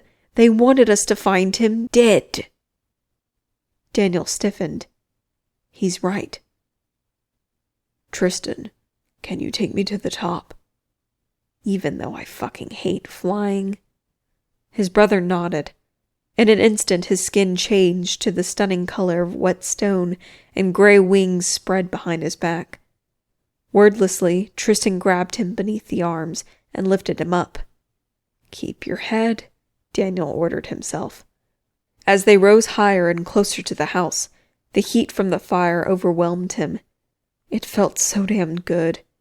He closed his eyes, glorying in the smoke and the heat. His mind spun. How had he gone so long without touching fire? He thought being exposed to the fireplace in their home had slowly numbed his deep need to indulge. But it had all been a lie. When Daniel reached the window, he raised his hand and harnessed the power of the flames. Instantly the fire moved through him. The smoke parted back from the windows, and a groan tore from his lips. Tristan deposited him in the window and flew away. Daniel knew Tristan could endure the high heat, but like most, avoided it when he could. For a moment, Daniel didn't move. Instead, he called the flames to him. They coated his body, racing along his skin. His emotions dulled and his senses awakened. He felt so damn good, alive for the first time since his death. He needed this. He was a fool to convince himself otherwise. "Is someone?" The man's voice was interrupted by a series of deep coughs. "There?" Daniel shuddered. "Focus. God damn it. I've got to get him out of here." "Yeah, I'm here." Using his abilities, he parted the smoke in front of him and stared, not believing the sight before him. Those angels are fucked up. The man had been nailed to the wall. Blood ran from the wounds in his arms and legs, and his head hung as if he hadn't the strength to raise it. As Daniel came closer to him, the man lifted his head. His skin was pale beneath the soot that coated him, and his lips parted. Daniel spotted 2 sharpened canines. A vampire is the god of the night. The Fates must have had a field day with that one. "Are you here to help me, mage?" he questioned, eyelids drooping. Daniel stiffened, remembering his purpose. "Let's get you out of here." Kneeling before the vampire, he gripped one of the nails in his leg. He hesitated. "Do it," the vampire murmured. Daniel nodded and pulled. The vampire's scream came, raw and choked. He probably screamed like hell when they put them in. Daniel didn't hesitate. He moved to the next one, and the next one. He tried to block out the screams of the vampire, but he could still hear them. Knowing that he was hurting an innocent like this turned his stomach, and yet he knew slowing down could cost them both their lives. The smoke continued to thicken. Daniel pushed it back with his powers, but he could sense the flames devouring the wood and the floors beneath their feet. Soon everything would come crashing down, and he planned for them to be far from there when it did. Standing, Daniel kicked the 12 or more nails out of the way and reached for the ones going through the vampire's palms and arms. It took a painfully long time to yank them all out, but when he was done, the man sagged into his arms.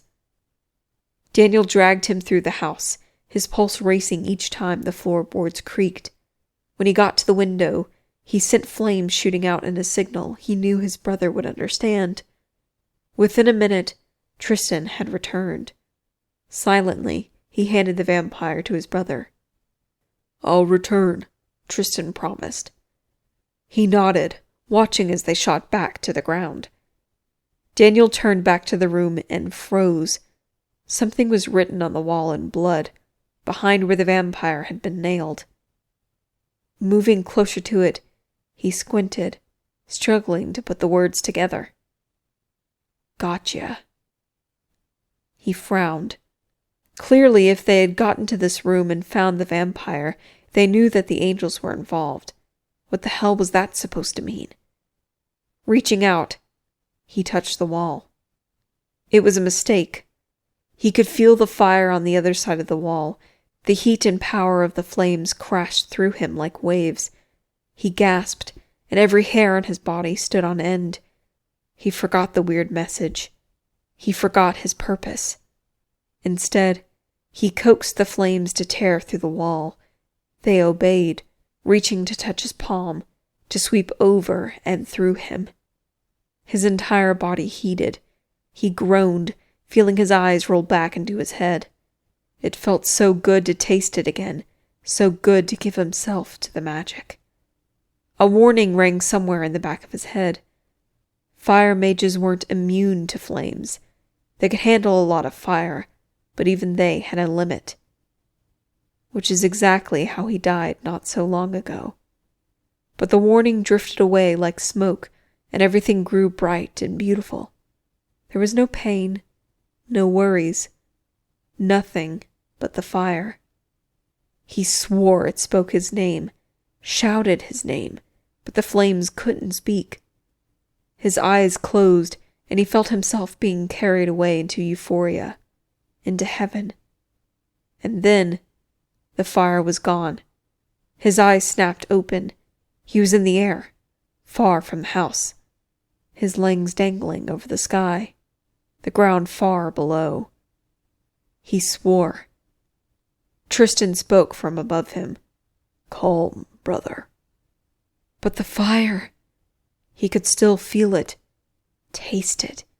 He needed more, and he needed it now. He struck out at the gargoyle who carried him, but the massive stone creature didn't flinch. Tristan continued to fly him above the castle in lazy circles. Put me down, he roared. Not until you've gained control of yourself once more. I'm in control, he grated out, but Tristan ignored him. Minutes ticked by. At last, he took a breath that shook his entire body. And then Tristan began to slowly fly them lower. He looked across the estate grounds to where Circe, Mark, and the vampire waited. Before his eyes, he saw the most unexpected thing possible. As Circe and Mark stared at Daniel's approach, the vampire stood behind Circe, and a dagger flashed in his hands. Daniel shouted, but Circe and Mark simply frowned. And then the blade went through the side of her neck. Her eyes widened, then rolled back into her head. As the vampire removed the blade and raised it above his head to strike again, Daniel reached him. Knocking him to the ground, with a roar, he balled his hand into a fist, and the flames roared to life. Don't! Circe shouted. He hesitated. The vampire's dark eyes were filled with fear. More than anything in this world, he wanted to wipe the life from them for hurting his Circe. I'm fine, Circe touched his arm. I'm an angel. That hurt, but I'm fine. It still doesn't change the fact that we were tricked by this traitor. Mark grabbed the man by the throat. He might have tried to kill Circe, but I wasn't wrong.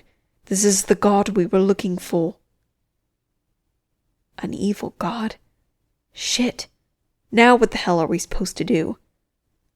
We can't kill him, but we also can't put another monster into power. Put your fire away, Mark told him calmly, and help me with him. The instant Daniel's flames vanished, the vampire tried to make a break for it. Mark and Daniel grabbed him and pinned him to the ground. I hope my brothers have a plan, because we can't just hold him forever. Chapter 26. Tristan picked up their angel and cradled her in his arms. His brothers had pinned down the treasonous vampire, but Tristan cared nothing for the fate of the man who hurt his angel. His brothers would handle it. He had eyes for only Circe.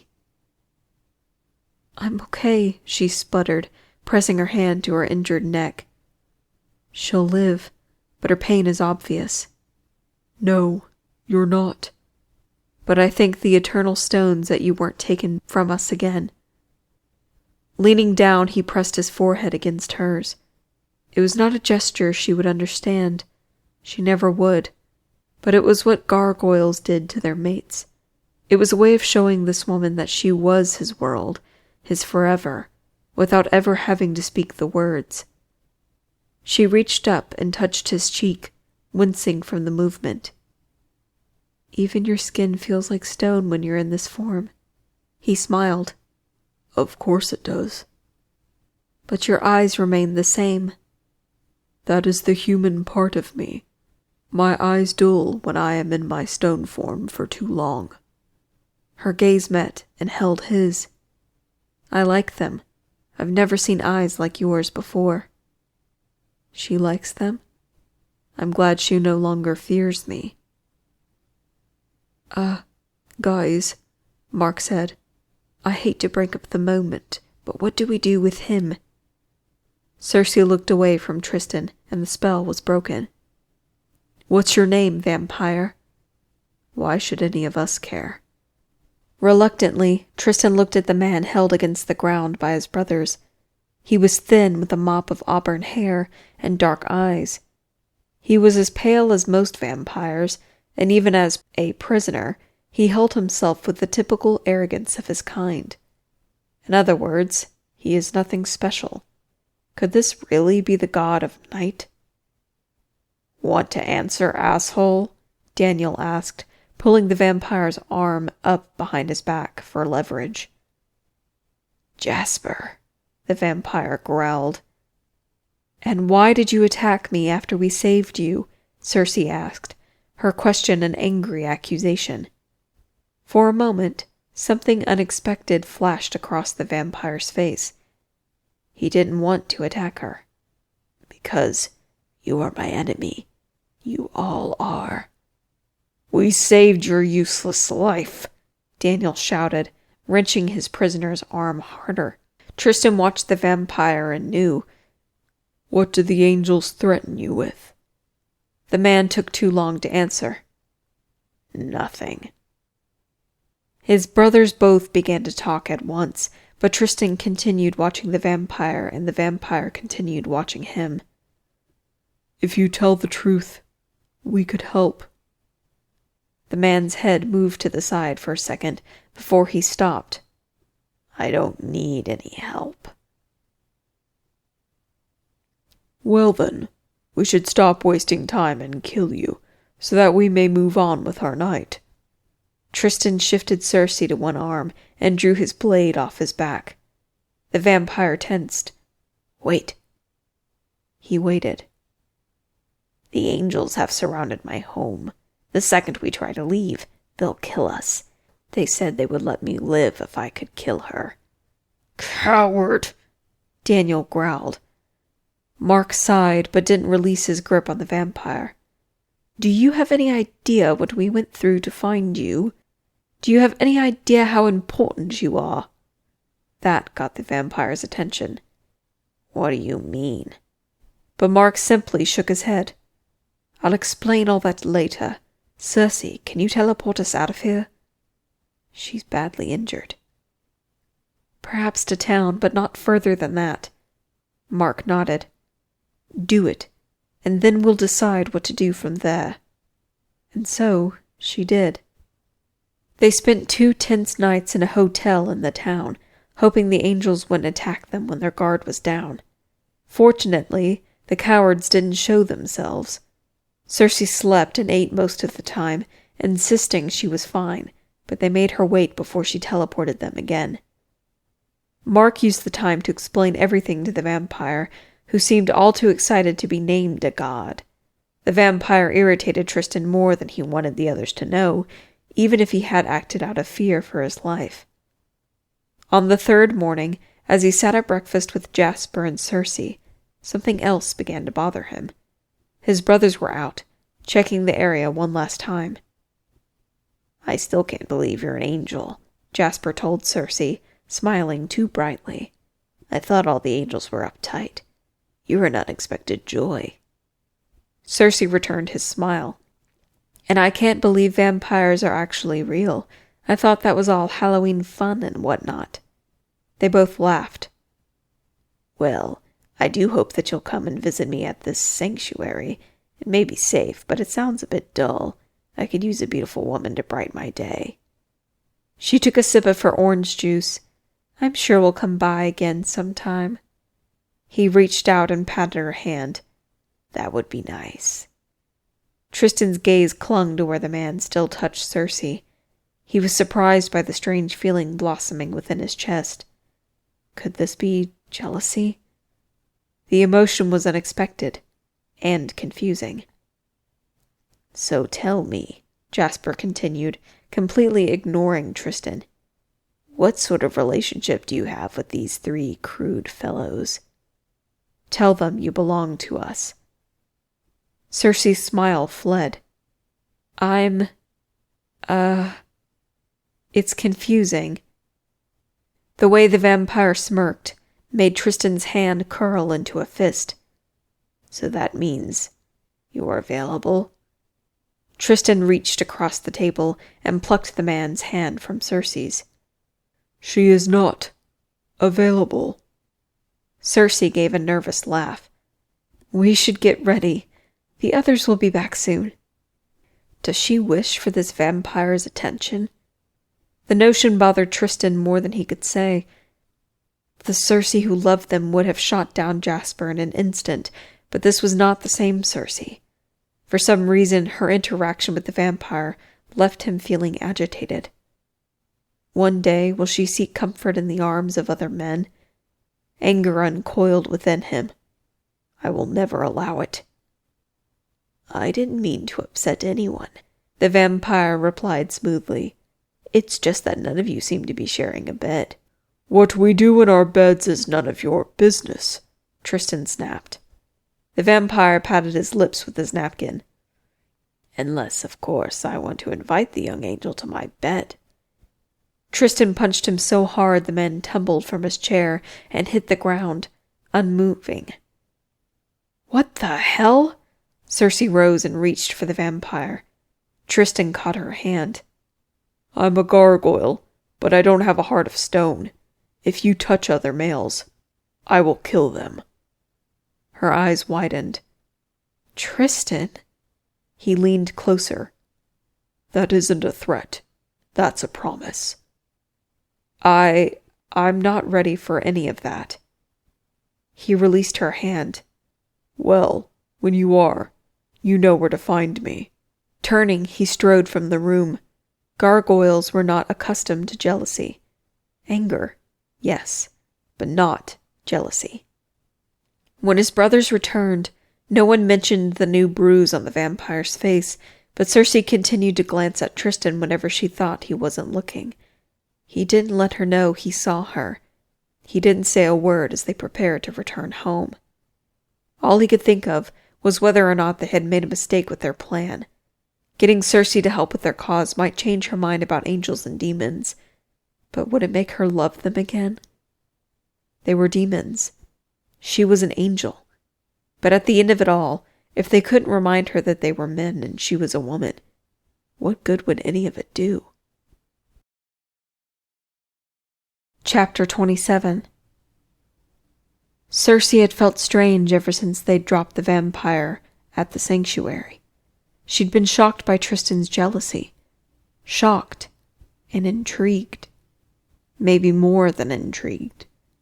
It was the dumbest thing in the world, but seeing how Tristan had reacted to another man flirting with her had made her see him differently. He wasn't just a massive demon with a dangerous quality, or a silent gargoyle with far too keen eyes. He was an attractive man. She took another sip of her juice as she sat on the kitchen counter. As far as she knew, the demons had gone to bed. So why am I still awake? Just sitting around, feeling wired. The past few days spun through her mind.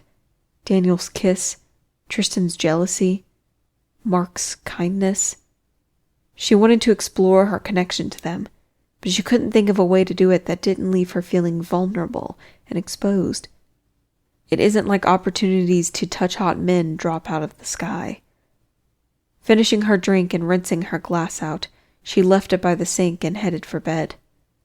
Halfway down the hall, a door opened. She froze and took a step back as Tristan came out into the hall, nearly running into her.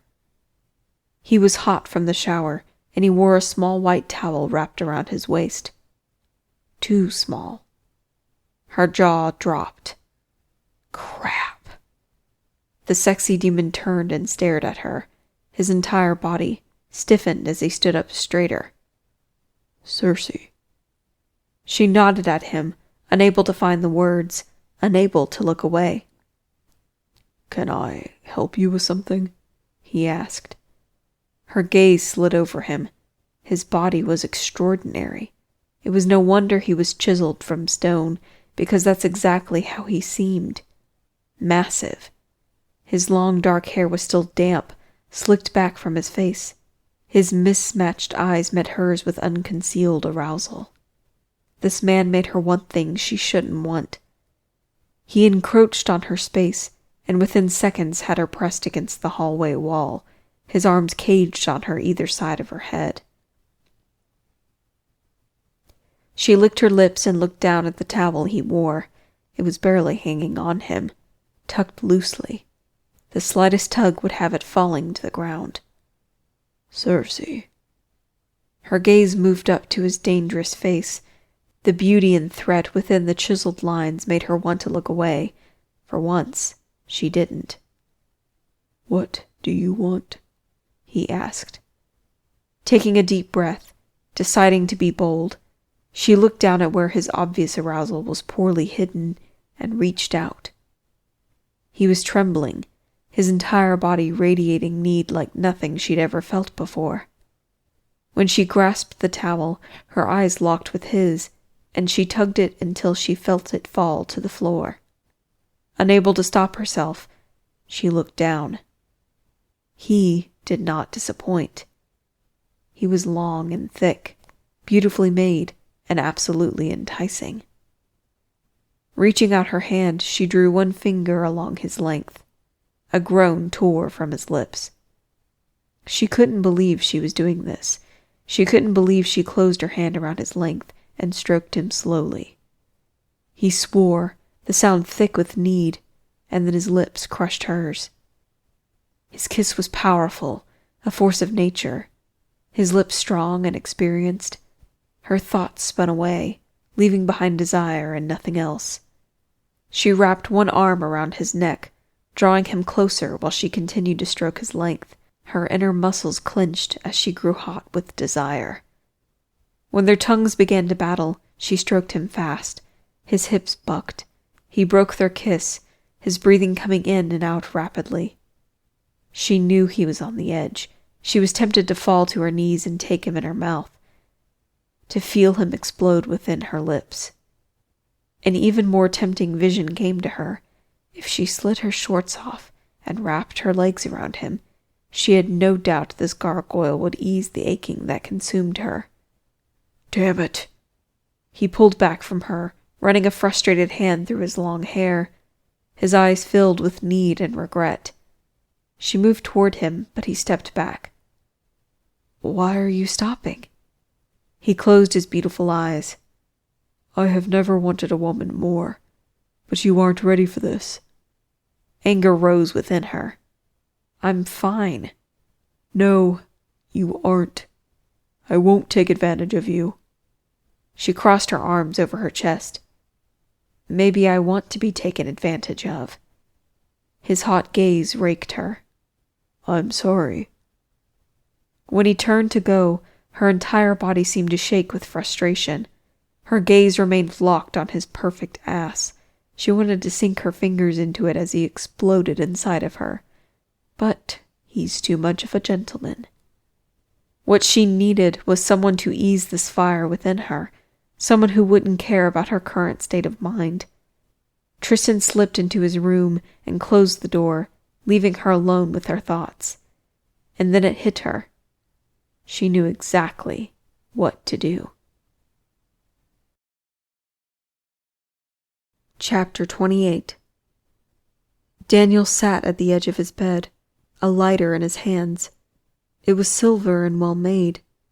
Mark kept it hidden in a box on the mantel and thought Daniel didn't know about it. Daniel had always known. It wouldn't hurt to use it, just for a moment. He just wanted to touch the flames and let the euphoria of the fire move through him. It was so damn tempting. How could he not?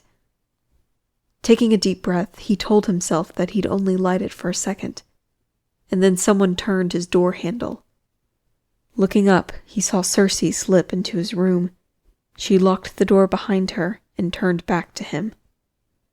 Her long black hair flowed loosely about her shoulder in waves that made him ache to run his fingers through them.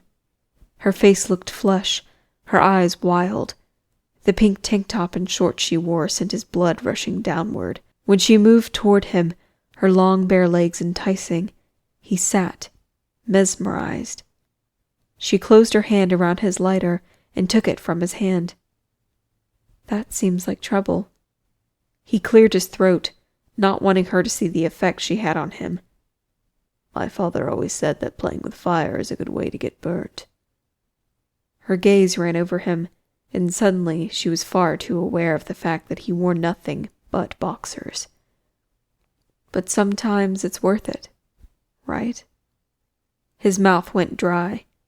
She dropped the lighter on the floor and reached out, running her smooth hands down his chest. Every muscle in his body tensed. Do you know what you're doing? The intimate scene has been removed to comply with YouTube standards. To listen to what you're missing, I have included several places to find it below this video. When he collapsed on top of her, the room was filled with their heavy breathing. She held him close, and he knew he was a fool to think he would ever be without her in his bed. But he wondered if she felt the same. She'd come to him for a reason, and not his brother's. And deep inside, he knew it. She wanted to share his bed, but she wasn't ready for more. I hope I'm wrong, but I doubt it. Circe pushed his shoulder, and he rolled to the side of her. His hands reached out for her, but she was already crawling from the bed. He dropped his hands and watched, not blinking, as she dressed rapidly. Before she turned back to him, he steeled his heart, knowing what was to come. Thanks, Daniel. Thanks? Fuck, that hurt. Anytime. She hurried from his room as if hellhounds were nipping at her feet, but at the door lingered for 1 second, and her eyes... He saw something, words that she wanted to say. Her mouth opened, his chest tightened, and then she turned and slipped out of the room. He lay on the bed for a long time, enjoying the scent of her. In his mind, he imagined everything that had taken place over and over again, as he tried to memorize every moment of it. Circe didn't love him, yet. She just wanted to sleep with him. He wished that was enough for him, but it wasn't. His chest ached, but he told himself that he just needed to be more patient. She would come around. Yet, as he rolled to his side, the pain in his chest remained sharp and cruel, as if to whisper, and what if she never comes around? Chapter 29. Cain stood outside the tall stone fence that surrounded the demon's home. On the street, every light had gone out, stolen by his darkness spreading along the ground like a dark fog. Floating above the fence, he flinched as he slid through their protective barrier. It served to keep him and his angels from teleporting in, but nothing could stop him from simply floating through it. As he ventured above the overgrowth of a badly tamed garden, he sensed the druid's magic weaved through it all. Vines attempted to rise up and attach to him, but they moved right through him instead. With each day that passes, my powers grow stronger. When he neared the house, he saw a shape upon the balcony of one of the rooms. Instantly, he knew it was the angel, his soldier, his property. As he grew closer, he saw the troubled expression on her face. Such a beautiful face.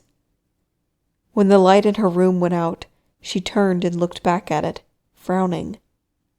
Does she remember this is a sign of my coming? Does she know the fate that is about to befall her? She wrapped the blanket around her shoulders more tightly and went back to staring out at the gardens. For some reason, it pleased him that she wouldn't expect his visit. Remaining hidden, he moved to stand beside her. She shivered, and he leaned closer, letting his dark magic curl around her. Her breath came out in a puff. She stiffened, but if she knew he was there, she didn't react. And then he made himself visible. He noticed the instant she saw the dark cloud of smoke that surrounded her. She spun, but it was too late. He grasped her by the throat and knocked her back against the wall. "Cain!"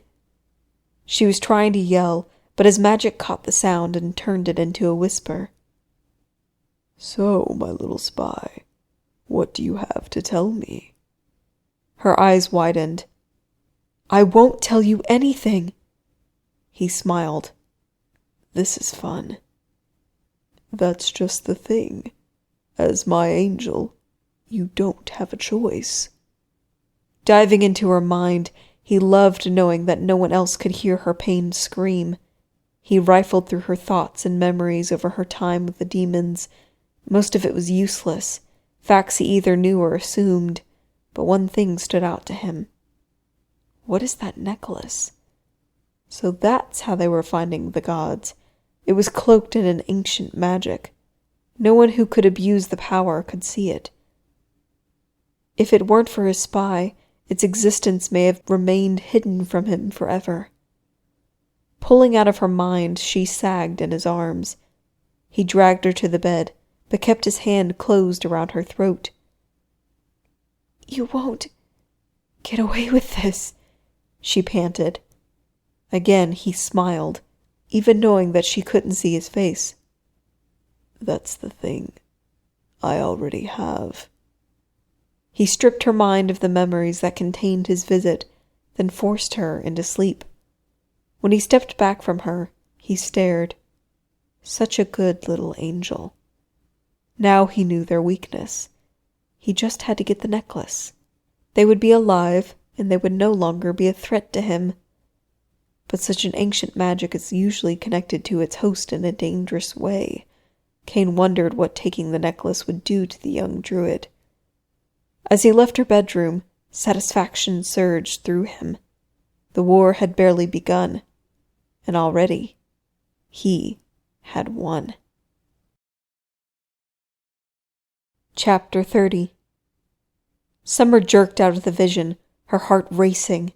She sprung from her bed and stumbled into the beads that hung in the doorway between her bedroom and her shop. What the hell was that?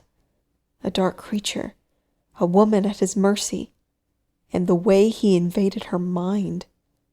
She smacked into the side of a wall and tumbled to the ground, still disoriented.